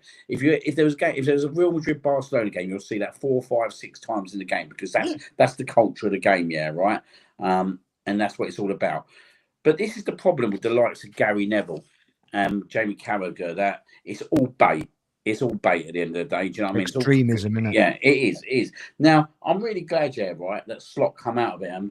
Like, Slot could have easily gone onto the bandwagon and gone, yeah, it's a disgrace, do you know what I mean? This and that, do you know what I mean? Like, I think someone like Alex Ferguson would have done. But then that sums up, right, why are we getting what we're getting from Roy Keane and Gary Neville? Because they were managed under a person called that Sir Alex Ferguson. Do you know what I mean? Yeah. And we all, if you know, you know. Yeah. But fair play to Slot, first and foremost, mate, that he come out and defended Martin. And he said, actually, I don't think he realised. I think he didn't realise. Should he have done it? No. He feels bad about it. He knows that obviously Martinelli's message Conor Bradley, and obviously apologised for it.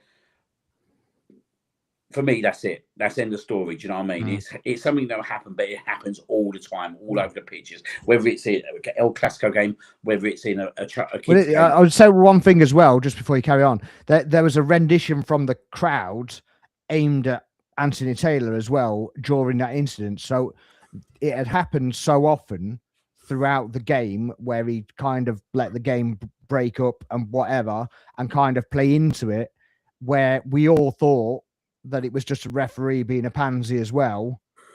So it obviously happened. So it was situational awareness as well, although we couldn't all see it. I wouldn't have been as close as you because I'm at the other corner. From where I was, well, even because I was literally next to the Liverpool fans as well, and they didn't even realize how bad it was until the stretcher came on. Yeah. It's one of them. Not many players would have done. As I said, I realised straight away. I don't know why I did, but I think not many people would have realised, mate. It was a bit like when, what's his name, went down Frimpong in the first half. Like, I thought he rolled his ankle, and everyone's booing him together. And I'm thinking, do you know what? I think he might have rolled his ankle here. But you just don't know, do you? You just don't know. But the problem is when you're getting into a 90th minute of a title game and it's getting heated, you know what I mean? Like, so everyone wants to win at the end of the day. Yeah. Liverpool want to win. We want to win. Martinelli just wants to get the ball back on the field. He felt that Conor Bradley was time wasting. He was wrong to think that, because actually that was not what was happening. And Martinelli does need to do better. But at the same time, I can't listen to people like Gary Neville, where him and his little clown brother, Philip, absolutely used to kick the shit out of Jose Reyes. Yeah, right, to the point where they kicked him out of English football. Yeah. And listen to him talk about actually way how to treat players and all that kind of stuff. And for him to say that actually he would expect one of Liverpool's teams to take a red card for it is absolutely disgraceful. The guy is an absolute disgrace. Honestly, you know what's so mad? They played everything from that game beside that comment. Of course they did. Everything else, even the when Roy Keane said that Alex Ferguson is like a bad smell to the club, everything, all that came out. But that particular Liverpool player should have smacked him and took a red card. I'm like, yeah, you can't be saying these things. But at the end of the day, who is holding him accountable for that? Who is holding this guy accountable for that? Yeah, but that's the problem, isn't it? I mean, the thing is as well that there was Kyle Walker stood on the back of Patrick Dorgu's leg in the game against Man United Burnley the other night, and all he did was like apologize to him and kind of help him up off the field. Nobody talking about that. He literally studs on his leg. Nobody talking about that at all. And if anybody's talking about kind of retrospective thing, it's something that's actually deliberate. But it's just absolute nonsense that you're on national TV, a subscription service as well, that Arsenal fans also subscribe to. It is an absolute joke, and it's basically gets a pile-on from every single fan base. It doesn't matter if they're in the Premier League; it could be any league in England from that point of view, and you just get a pile-on and. To condone violence on a player on the pitch is just absolutely disgusting, mate. It's to the point now, right, that you don't expect them to absolutely do anything about it as well. That's the worst part. So I start looking at Sky being worse than what Neville and Carragher really are, because they control it. I tell you when Sky made their mistake with Neville and Carragher was during the COVID, when they talked about this Super League, and that's when they let Neville and Carragher off the leash. They've never got them back on the leash. Do you know what I mean? Like, I remember like the disrespect they've shown at Arsenal as a football club. I remember the League Cup final in 2018. Don't get me wrong, we was pretty shocking in that League Cup final, but the way Neville went on that day was absolutely disgraceful. And the way he spoke about us. Let's talk about Brentford when they first come up, them two partying with the fans and all that. They wouldn't have done that with any other team in the league. No other team in the league would have done that, but they did it against us because actually it was us. Do you know what I mean? And it was seen as funny, just take the piss out of them and all that. And yet again yesterday, right? I don't care what you say, right? If that's nearly any other player in any other club, apart from an Arsenal player, I don't think Neville says that comment because it's easy to say that comment when it's Arsenal. Do you know what I mean? Like Mika said, why is it when Arsenal everyone jumps in? And again, it's him again. Like I don't like the guy. I've never liked the guy personally. Do you know what I mean? From day dot. Obviously, I wish that actually, do you know what I mean? We'd obviously done a few things back towards him in terms of it, like the tackling that he was doing against us, because he literally ruined the players' England career, him and his brother, in terms of what they did to Jose Reyes. In terms, he admitted that they went out there to kick the crap out of him. They've admitted that they went out to kick the crap out of the player. Like, absolutely disgusting, and somebody's not allowed to push somebody off a field. No, but could you imagine if we kicked the crap out of him? Like, obviously, Patrick Vieira obviously squared up to him that time. Do you know what I mean? Look, Roy Keane done what Roy Keane had to do. He was the captain of Manchester United. Totally respect that, if I'm being totally honest. I do totally respect that. But I don't respect Gary Neville. I do respect Roy Keane, to be honest. I do. Sometimes he goes over the top, but I do respect Roy Keane. I just don't respect Gary Neville whatsoever. I just don't. I don't see that as anything. Like, he talked about like all this. He preaches about everything. But he was out in Qatar, weren't he? He was taking all the money in Qatar after preaching all against it and everything. And when he got called up against it, he just sat there laughing. Yeah. You're a hypocrite, mate. You're an absolute hypocrite, mate. You're no different to anyone else. Do you know what I mean? Like, don't act that you're someone totally different, because you're not. Do you know what I mean? Like, I'm sure the guy wants to be Prime Minister of England, if I'm being totally honest. Probably. Yeah. It wouldn't surprise me at all, to be honest. But he's just an hypocrite, mate. He wasn't a great player. Roy Keane says it a lot of time, and I actually think Roy Keane means it. Do you know what I mean? He was probably the worst player. He was the worst player at Manchester United, but do you know what I mean? They accommodated him because there weren't many better right backs at the time anyway. We're being totally honest. Wrexham beat Forest on penalties, by the way. Yeah, I was still watching it, to be honest. I was just watching the last one. But yeah, they were ahead. So so Peter's just saying, lost on penalties. Daria says, evening, guys. Can you make sure you're hitting the like, the subscribe, and sharing the channel as well? That'd be much appreciated. Thank you very much indeed. What's got here? Mates, noticed TV criticism pattern. Every critique starts with Martinelli was rubbish, this, that, and then it ends with Arsenal is like it. Yeah, I mean, they try as Tavares with the same brush. It's like you take an opinion from AFTV and everybody else in the world said it. You know what I mean? So it's a bit of a joke, and it only really happens with Arsenal, to be honest. It's like, if a City fan said it, this City fan said this, if somebody from Arsenal says it, it's like the whole fan base said it. So evening, Ross. How are we doing, sir? Welcome in. But yeah, I'd like to see them do something about it, but I just don't see it happening. I don't think they're bothered. Gonna get swept under the carpet. Well, I mean, they just re-release clips without, just edited. Yeah. And it does make me laugh when they do that, because it's like, well, they're just edited it out, and how close they are with the PGMOL and stuff. It doesn't look good for the PGMOL either, because it just looks like, well, you can do that with your clip and just brush it away. So why can't you do that with the VAR audio coverage and all that lot? Because it takes so long to come out as well. If they just went, oh, you want that footage? Okay. And they, 2 minutes later it's out, then fair enough. But they leave it a week, and you're like, they have to get time to manipulate the whole thing. Just enough time to edit that then. You can do anything with AI, can't you? Apparently. Yeah, well, you can, but I can't anyway. I'm rubbish with AI, to be honest with you.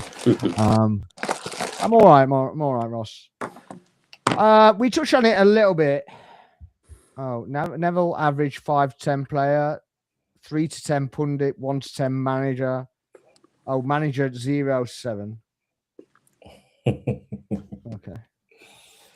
Took me a while to get my head around that. It's very confusing, that one. But yeah, I do love that he likes to tell managers how to manage their team. When is it Valencia basically said that that he's the worst manager they've ever had and worst manager that they've ever came across. So yeah, it does baffle me slightly.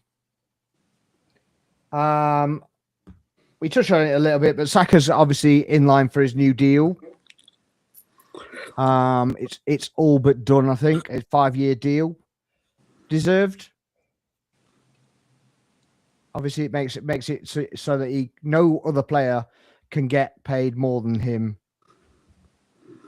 Yeah, like look, he's single-handedly dragged us through tough times. Like go back to 2020, mate. Him and Smith Rowe were like the linchpin at the time, and the benchmark of what pulled us out of the mire as such. Obviously, Smith Rowe's career didn't blossom into what we thought he might do at the time. Saka's has. He's gone through a lot of adversity. He missed that penalty in the Euros. He's sadly come across a lot of racial behaviour as well, which is an absolute disgrace. And obviously, still happening. And it's still happening, by the way. But you know what he does? He ignores it all, and he continues to do what he does best and plays football. Look, I've been quite critical of him at times this season. I don't think he's nowhere near his best, but hopefully we'll see that more near the end of the season. But you can't argue in terms of what he's done for this club, the effort that he's put in, and the love that he's got across the fan base and the team, the club as a whole. And he's well respected, not just across our club, but probably across the country. We're being totally honest. He's one of the best players in the world. He delivers in key moments, as we've noticed a lot of times. And even though he isn't playing nowhere near his best this year, he's still setting up a lot of goals. Like I'm saying, he ain't scoring as much this year, which needs to change. But he's just a top class athlete, isn't he? That's obviously got his best years ahead of him still, and we're fortunate enough to be able to get him to sign this new contract and be able to see him do what he does on a week-to-week basis. And like one day he may leave Arsenal, he may go and venture to Barcelona or Real Madrid. I don't know, because when you think about it, we've got a Max Dowman coming through as well. So, and it might be that he takes us through a successful era and he either stays as an Arsenal legend like a Tony Adams, or it's a bit harder nowadays, isn't it? Because the position he plays as well. Like, I can't see that, because obviously the position he plays, I think he will move on at some point. But that will be probably later in his career. I think it will be either Real Madrid or Barcelona, if anyone. But yeah, I just feel that we've been fortunate enough to see him play football and see him blossom through the ranks from a 17-year-old that broke through playing at left back. How many 17-year-olds have been played out of position at left back? Probably only him and Lewis Skelly, we're being totally honest. Left back, left wing, right wing. He's played so many positions for us. Did he play right back as well? He could play right. I don't think. I'm sure he did play right back once. I think he got put back there for a game because he was injured. I think it was Tottenham, weren't he? He ended up playing right. I think so. But mate, honestly, absolute great news to get him signed up. And look, it just protects the value of him as well. Do you know what I mean? So if we do sell him in, say, 3 to 4 years' time, we'll get big money for him. But hopefully he'll stay with us and just win the very best trophies. Hopefully we'll see a Champions League under him. Hopefully he'll win the Premier League this season, and hopefully he'll start getting a lot more trophies, because even more. Because his career deserves more trophies, mate. This is the one thing that he hasn't really got. Look, he's got an FA Cup, isn't he, in 2020, but that's not good enough for someone like Saka's calibre. Yeah, he always gets a comparison with Foden and such like, and it's and everybody just goes, "It's trophy this, trophy that," and they'll still do it even when he's got a couple of trophies, but at least he's got something in his locker to go, right, okay, well, yeah, fair enough. But he's also done it at a time when Liverpool were there, when City were there, when whatever, and he actually won a league. So I think that's good. I mean, I'm not sure that I think we spoke about it briefly when we were coming on. I'm not sure about these clauses that are in contracts, but it's just the way football goes these days, isn't it? So basically, your marquee player takes that contract clause. But it just seemed very Americanized to me, to be honest. Well, for me, it's well deserved because I think before that hamstring injury against Palace, I think he played like 81 or 82 consecutive games. Something like that, yeah. He puts his blood in the line and he gets absolutely kicked the shit off. Like, remember, it's like you start begging the referees to protect him. And the thing is, he is the ultimate professional. He keeps himself to himself. He's very humble, comes from a good family. So, and he has started kicking back now, though, hasn't he? Yeah, and he started kicking back, and they're going, "Oh, well, yeah, we want a yellow card. We want a yellow card." And like, well, yeah, give a yellow card to the guy that kicked him every time, then, and then you can have a yellow card. I think is well deserved, and the fact that we've managed to tie down the core of our team, which is quite good. So, as you said, he's gonna win a lot more with us, and he knows how much the fan loves him, and he loves the club. So that could only be one outcome. So yeah, I'm happy for that, man. Yeah, and there's talks of Rice, Timber, and Havertz getting extensions as well. Yeah. So yeah, it'd be good if you get those kind of sorted as well. I think Timber definitely needs an increase from what he came in to what he's doing now. Yeah. Given what we actually paid for him as well, it's just mad what we paid for him, to be honest.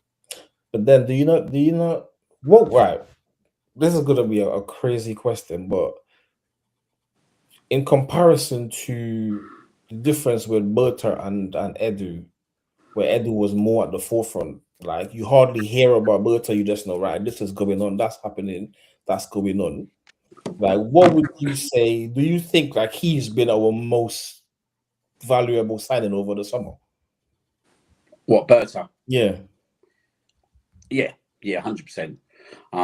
Berta's changed the landscape of obviously Arsenal Football Club, in my opinion. That I think that he can attract players in, like not just in England but across the world. Like, I think Edu was very restricted in terms of what he could attract in. As such, look, Edu's best signing was bringing Declan Rice into the club. Do you know what I mean? And I think he was pretty key to Subamendi. So he has had some successes, but I think the difference what we see last summer is the speed that Berta works at, and I think Berta's a very driven guy that works in the background very, very hard. Do you know what I mean? I think that he's brought that new guy in. Is it the Italian guy to work with him? Yeah, the Italian scout. Yeah. Like he's only building his team at the moment, but I think Berta's going to cook, and I think what you're going to see with Berta over the next couple of years is, and I think you're probably going to see it a little bit in this window as well, is like they're going to start buying a lot of really top players for the future as well. He was very good at that at Atletico Madrid, weren't he? He did just good at buying players. He's the one that took Alvarez from Man City to Atletico Madrid. Yeah, he's got such a success, mate. There's loads of players, mate, when you start looking at it in terms and he's already bought the Ecuadorian twins for the future already. So we've got them two already in the bag. And that's what he's going to continue to do with the youngsters, mate. I think what you're going to see, the one thing that really kind of did stand out for me when that I think the club have done really well since Wenger left. I didn't think Wenger left it in a great way, to be fair, was that I felt that our youth system had got a bit outdated. Yeah. I think Per Mertesacker coming in has done an absolute outstanding job, but I think now he's got like someone like Berta, I think that they're going to start delivering some really top youngsters into that system. And I've always said that I always feel that we went away from a club with that probably around 2000.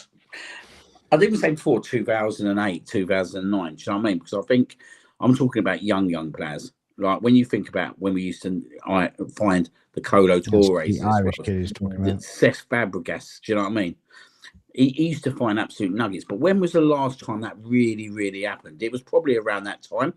Wenger was good at finding opportunities. Do you know what I mean? And he had flooded his system by that point with players like Song, the Nelsons, and all them kind of players. But we went totally away from that, didn't we? We did go totally away from that. And I felt at the back end of Wenger's reign, it kind of weren't working, was it? The youth system? It all just dropped off.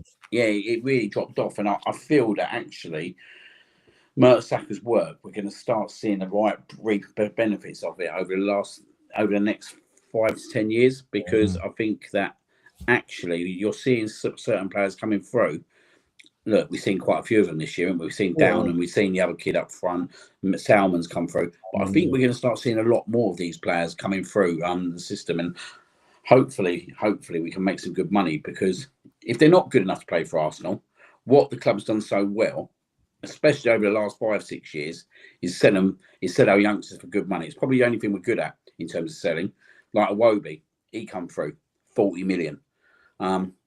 Eddie Nketiah went for 25 million. There's loads of them in there. Like, I'm probably can't even think off the top of my head, but there's quite a lot of youngsters that have gone for Joe Willock, 25 million. Yeah. Do you know what I mean? You look at all the players that have left Arsenal. We've got really good money from our How end players. So, like, we can't give that up. We can't give that up, because actually it brings good money into the club. And what it does is it's big money, isn't it, with the youngsters? Because it helps. A couple of million turns into 30 quite quickly, doesn't it? Yeah, exactly. And it's a massive thing in terms of the home growth and all that kind of stuff. But yeah, I think he's going to find some absolute nuggets. I do, and I just feel that with Arteta and him and Mertesacker in the backwards, I think Mertesacker gets forgotten about a little bit. Yeah, and Wilshere as well, because Wilshere needs to shout, because he obviously is the under-18s coach, and he was kind of involved in all that youth setup as well. So I think they've done a great job, mate. I think they've done a great job, and I think they will deliver like good money out of these players. But this is why Arteta needs to get over the line, because I feel like this year is the first year that he's actually struggling to play these youngsters, because actually he needs to get over the line. Yeah. And that's why he can't play the one areas, do you know what I mean? Because he needs to get over the line.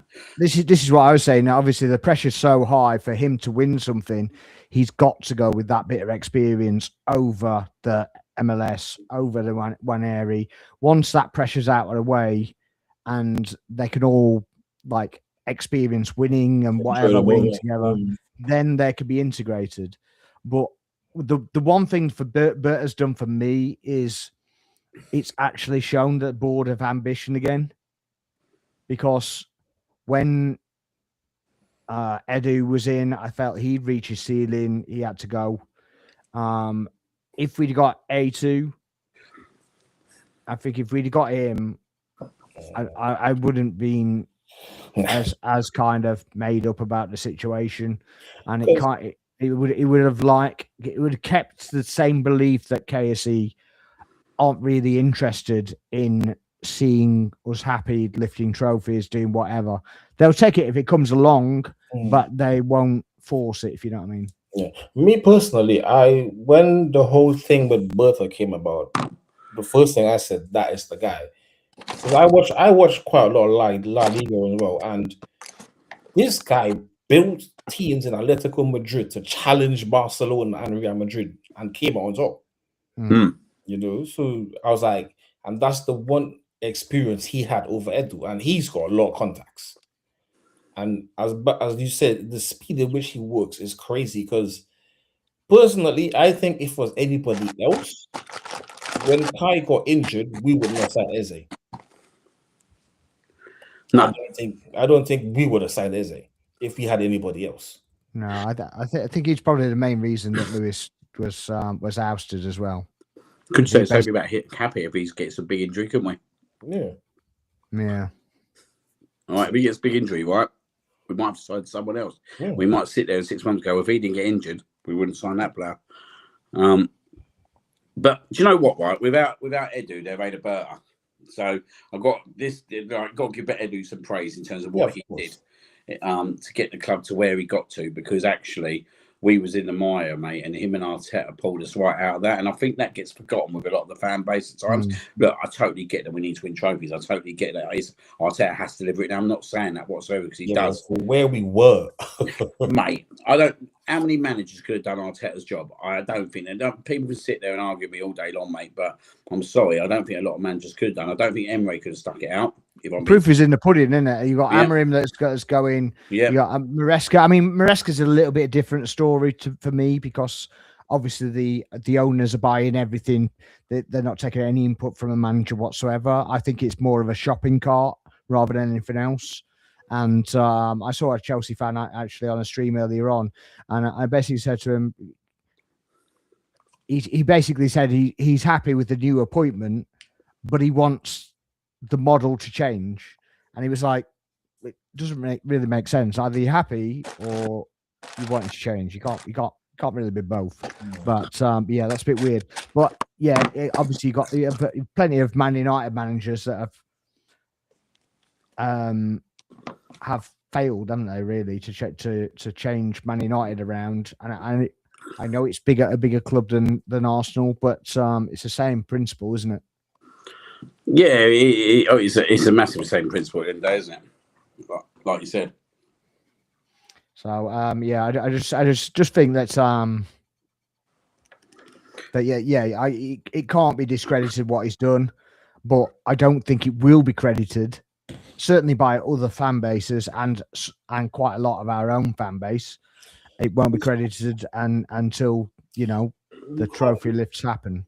It's like we guys saying you can't take away from what he's done, because we were in the trenches, and I can tell you there were times where, because obviously I'm there like 3-4 hours before any fan or anyone comes in, you can feel how toxic that place was even before fans came in there. And when fans were leaving, like we were just like, oh my God, like something has to give, something has to change. And from where it's been to where it is now, like, yeah, a lot of credit you have to give credit where it's due. It's interesting you say that, mate. Do you know what I mean? Because like you said, you're there for 2, 3, 4 hours before. And to hear that is quite interesting, because it was a horrible place, weren't it? It was a horrible place. It was like it was so you can feel it even before anyone gets in there. You can feel it, and then because we're like, wow, we don't know what to expect. And then it was it was so bad. You had home fans fighting against each other, and so these are like some of the things that other fans like you would know about, because there's things that we're trying to deal with like quickly as we can, but it was really toxic. Man, I've seen loads of fights around my area in the North Bank corner, and you look at the people there, and they're the most placid people you'll ever come across, but they were proper fighting each other because somebody's telling them what to think or what to do or what to say. And there were people with the black cards and the Black Scarf Brigade, weren't there? And then the captions, spend some effing money, and all that. People had T-shirts made, spend some effing money. so like you have to give them that credit. Like, yeah, the change along in the team, the atmosphere, the whole place. Yeah. Like now it's an enjoyable place to work again. Like you just want to go. I look forward to it. Yeah. Like Andy said, it was poison and stopped going at this point. And there were points in that was in the end of Wenger, because obviously he had his idolized fans. I was probably in that category, to be fair, where he could do no wrong right until the end, and it was like, well, yeah. Even I was like, right, okay, something's got to give now. But I do think the board had a lot to answer for at that point, because they hid behind him. They basically made him take all the flack. His kind of frugality screwed him up in the end, because obviously, because all they were interested about in was qualifying for Europe and taking the money. They weren't interested in actually going the extra mile to win trophies or anything. So we got a bit fortunate with FA Cups, but for a club like Arsenal, it shouldn't have stopped at FA Cups, to be honest. But this is what I get so defensive about last night, in terms of like the so-called media, i.e. Sky Sports pundits, saying like blaming the tension of the crowd. No, that was nowhere near the reason why. No. Last night we didn't win the game. We didn't win the game last night because we wasn't good enough to win the game last night. Yeah. Like, don't try and build something that's not there. Do you know what I mean? Because we've sat in that. I've sat in that stadium. Yeah, right. You've sat in that stadium. You've worked in that stadium. And it's unbelievable to hear how you felt like even before fans were in that stadium to what it was now. But last night was an absolute electric before the game started, and I just felt that last night, the fans did turn up. I thought the atmosphere was out this world for the first, for in the first half, especially the first 15 minutes. Do you know what I mean? I thought it was brilliant. But the reason we need to go, the reason we didn't win the game is because we're not good enough for last night, and like the manager needs to look at that and take a brunt of that. The players need to take a brunt of that. Do you know what I mean? I'm quite defensive of the players because I actually think they're worn out and I think they're exhausted, and I don't want to be too overcritical on them because actually you are still sitting at the top and 6 points clear. And we were playing champions at the end of the day. Do you know what I mean? What everyone wants to think, they have been shocking at times this season. But there's a reason why they're the champions, mate. That they are a strong team, mate. That midfield is a good midfield. Do you know what I mean? So that's why I get defensive in terms of comments like that, because I think that so much has been worked on, so much has been built through the ranks over the last 6 years. Like the North London Forever song. Look how that materialised and how that's transformed the stadium. Do you know what I mean? Like, we've got things wrong over the years. The Tifo was an absolute fucking disgrace against Paris. It wasn't a Tifo, it was a shower curtain. Well, yeah, exactly. Yeah, exactly. Which one was that? The first one? The shower curtain. You must know the shower curtain, surely. Right. So let me give you a story about that. I was sat there when they tried it the first time, and the horror. I took a picture and sent it to my son. I'm like, this is what we're in for. And he was just like, please tell them don't do that. Like, please don't. Because the stick we got for that is something I was already expecting because I saw it first.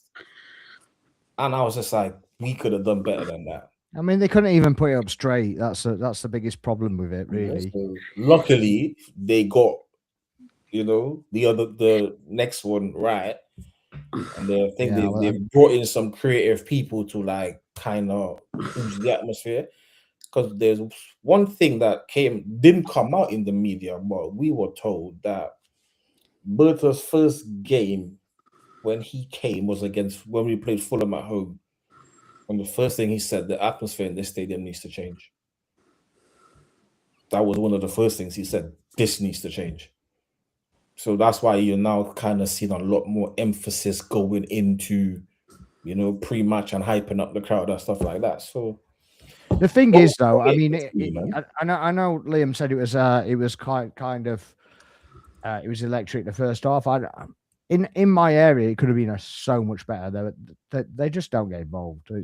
They don't get involved at all. And there is issues there, isn't there? With yeah, you know me, I'm shouting my mouth off the whole blooming game. And even there was a guy stood behind me, and he went, and he actually said to me, he said, "Fair play to you." He said, "You haven't stopped the entire game." But I remember you said to me there was one time, I can't remember what game it was on. The fan said to you, "Can you be quiet?" or something like that. I mean, it was similar last night actually, because there was a guy like 3 rows down to my left, and he just kept looking at me like I was some kind of alien, and I'm like, mate, just get involved, man. Just come on. Embrace it, innit? Embrace it. You don't change you're there for you're not just there to watch a team. You're there to have the experience and whatever. And you're there to push a team that's 6 points clear. Well, yeah, I mean, you could be the difference between getting that goal or not. But this is it. I was like, you're coming there to do that, but then also it goes a lot deeper than that, because you're then giving the young fans who've never seen us win a title, you're giving that push on as well. So imagine how they're gonna feel when we've won the league. So it goes a lot deeper than that. Yeah, well, God forbid we haven't got long to find out. Hopefully. Do you know what? Right, like I was at the Palace game, and the Ashburton Army had the North Bank that day, didn't they? So they're in Block 8, which obviously I'm in. So I had no idea they were going to be in the stadium. And don't get me wrong, a few of them annoyed me a little bit, like just the way they were a little bit. But actually, in a whole, the atmosphere is the best atmosphere that I've been into in the North Bank, because actually they do get it going, and they do work hard, and they do continue it for the whole game. And was that the last game? Was that? Yeah, the Crystal Palace League Cup. Crystal Palace, the League Cup, because they've been moved from the clock end. Yes. Yeah, we had to move them because of the capacity of the Crystal Palace fans, so they went to Block 7. So Do you know what? Right, that's something that's been quite positive. And look, I know they get a bit of stick at times, but they do, in my opinion, they do try their hardest in terms of getting the atmosphere right and all that, which is good and all that kind of stuff. But like that's the kind of thing we need to work on. Do you know what I mean? In terms of materialising that around the stadium. And I did feel for the first 10, 15 minutes that there was an absolute atmosphere in there. But I just feel at times that, like you said, there could just be a little bit more. And the other thing that worries me, and it does worry me, because I see it happening too, and I'm hoping the club are right on this, and I'm sure they're on it more now than they were 2-3 years ago, is when you get into the running, you see tickets going to other people, like, and they're selling tickets on, and they're making massive money. You just got random people, like, you can tell it a mile off. I had a geezer next to me, Brentford, about 3 years ago, like, poor geezer paid about 300-400 quid for a ticket to sit in a seat, and you're just like, it's not. 300, 400, yeah, and I will tell you now, that price is still cheap. I've known people that paid thousands. Well, can you imagine last? I bet Everton in that last game of the season when he was going for the title. I don't even know what. Thousands. Yeah, and I was at the box office once, and for the Wolves game, I don't know if I told you, but I was in got a ticket for my ticket for the Wolves game, and they did a misprint for some reason, so I had to go back to the box office. And they did a reprint of my ticket. Whilst I was there were 3 people basically go up to the stand, basically saying that they'd paid one had paid £1,000, one had paid $1,500, and I think the other one was $750 or something, and all the time they were fakes. They weren't even real tickets. Wow. Yes. Ticket stubborn on all of these. I've dealt with people, like, I'm talking more people that are coming from Germany. I think they're from Australia. Yeah, coming from Germany, and when they get there, the tickets are. But the thing is, as we always try to emphasize, if you're not, it's got to be someone you trust, someone you know for a long time, and if it's not through that channel or on the ticket exchange, don't buy the tickets. Yeah. Because they told me, I was like, okay, cool. So I've gone on this website now, and I'm obviously scouting this website. They've got tickets for games that are 3-4 months away. That tickets haven't been released from the club. Not even out yet, yeah. I'm like, how is this even possible? And I tell people, I said, you can't be buying that. So you really, in that aspect, you really have to be careful. And now coming down to the back end of the season where we're on top of the league, it's gonna happen even more. Of course it is, but then that affects the stadium a little bit. Do you know what I mean? In terms of atmosphere, with the amount of tickets that go like that, and but I do think a lot of good work has been done over the years, and like it's a much better place now than it's ever been. And I don't believe, there's any toxic, like there's nothing toxic in there whatsoever. Do you know what I mean? Like, and that's why I just don't want people like Sky Sports presenters, like people that are, let's be honest, out for other clubs that are obviously rivals to us, trying to label it any other different. That's when I get really defensive about it and really narked about it, because I've seen the transformation and I know how different it is in that stadium now. But the sad thing is, like, you've got a social media clan that just jump onto that, don't you? And then like start going in on the fans and all that kind of stuff, and like the fan base, and it's nothing to do with the fan base. Like, we've got really good away support, like who. Like, I'm really passionate. I'm really, really passionate. Do you know what I mean? I love away games, man. It's the best. It's the best. I tell anybody, it's the best thing to do. I do away games sometimes, and they from get go till the game's done. I only got my voice back yesterday. It's literally it's literally just like all game long, and they cut off the fans as well in the stadium when on the that there was supposedly some anti-Semitic chant that came out from somewhere, and they cut off the Arsenal fans for the whole period. And I never heard the chant actually, but it was like that was apparently what happened. And he's like, well, I didn't hear anything. And then, but yeah, when I watched the game back, you could hardly hear it away. Well, you could hear the away fans on the mic from the other side. Yeah, you couldn't hear them for the actual one.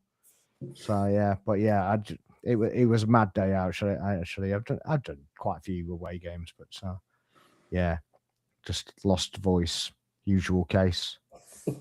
So I just to answer this from Ross White, the shower curtain was the club, and the good ones weren't the club. It's good that they got like certain fans like involved. Red in that Action, one. and, Yeah, like he does an unbelievable job. Red Action. Like I went to that boat trip, and that was superb and superbly arranged, by the way. Do you know what I mean? Organised a lot, and it was an absolute pleasure to be on that boat that day. But yeah, I spoke to other people like that. Dan, he was involved in that in the last projects with Capo Dam. Yeah, and I think he was Yeah, involved yeah. yesterday as well, weren't he? But, Yeah, he was. Yeah, yeah, like these are passionate fans. You know what I mean? Who Yeah. who run anywhere for the club. Do you know what I mean? And like, yeah. it's good I was that sat behind him at Bournemouth actually. it's good that it's good they're getting these guys on board, because actually that's what needs to happen. Is like the fact the club needs to get the fans on board and have a good communication system. That's Yeah, been my absolutely, biggest yeah. issue over the last 3 years. But I think it is getting better, and you can see it's getting better in terms of stuff that they're doing. Like Tottenham, wow, like brilliant, absolutely brilliant. Like we won the game, yeah, right, when that went up. When that went up, yeah, right, we won the game. And I was speaking to that Dan before, and he was obviously nervous, because he would be nervous because it was a big thing that they'd done. When that went up, right, I knew we won the game. I knew that it was game over, mate. And obviously it was even better when they bang the hat trick. Do you know what I mean? But that's what things like that do. Do you know what I mean? They make special moments, but they're so influential in terms of like how that transmits onto the pitch. And yeah, I know there was like comments last night that they felt that the bags is a bit outdated and all that.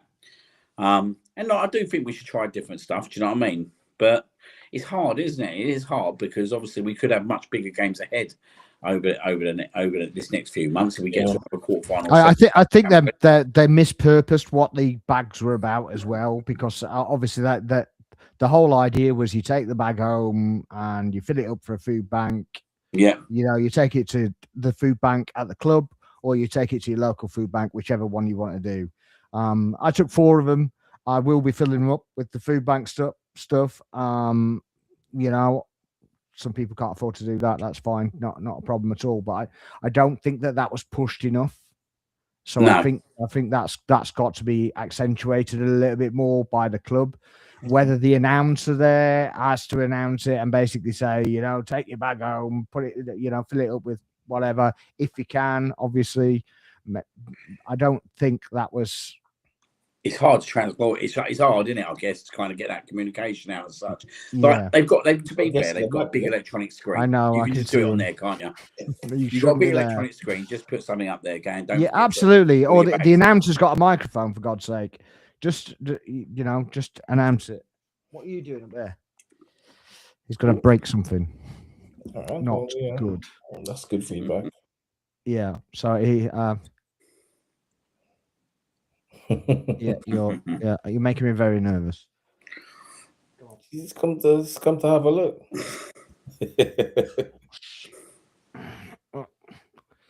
Rock. If I did that to my cat, mate, he'd be swiping me by now. Oh no. He just goes limp. He just goes limp and just like, ugh. Yeah. No, she'd be swiping me, mate. I did it the other night on the show and she was swiping at me. He hasn't had his biscuits, so that's what he's. Yeah, it's about that time of night, isn't it? Yeah, it's just like, you forgot about me. I need feeding. They know exactly the time they want. Yeah, biscuits. You can set your clock by him, to be honest. Absolutely. But been a great show. Thank you very much, both of you, for coming on. No pleasure. What are you doing for the weekend? Well, I'm Arsenal tomorrow, so. How are you? Yeah, I am. Got the women's game against Man United. Oh, okay, yeah. So and then my boys got football on Sunday, so yeah, that's my weekend. Done. That's my weekend done. And then yeah. I'm in a place that you'll probably know tomorrow, a place called Battle. Oh yeah. Yeah, we've I've got a present Sarah brought me a night out, and we got this route like this place for a night. It's got a hot tub, everything in it. Obviously, the boys stand at their nan, so yeah, a nice night away for me tomorrow night. Yeah, happy days. Well, fortunately, we're in the same position at the end of the week as where we started it. So long may that continue, and a couple of cup games now to get out of the way before we play another one. So yeah, we'll do another show next week, and but yeah, thanks for coming on in the meantime. I will see Smajo on Monday. Is what? Monday, isn't it, Smajo? Yeah, Monday. Monday. Monday I'm night. making a guest appearance on with these guys on Monday. So. Oh, okay. Mm. Yeah, fair. Nice. So you see. Fair enough. Yeah, thanks for joining us.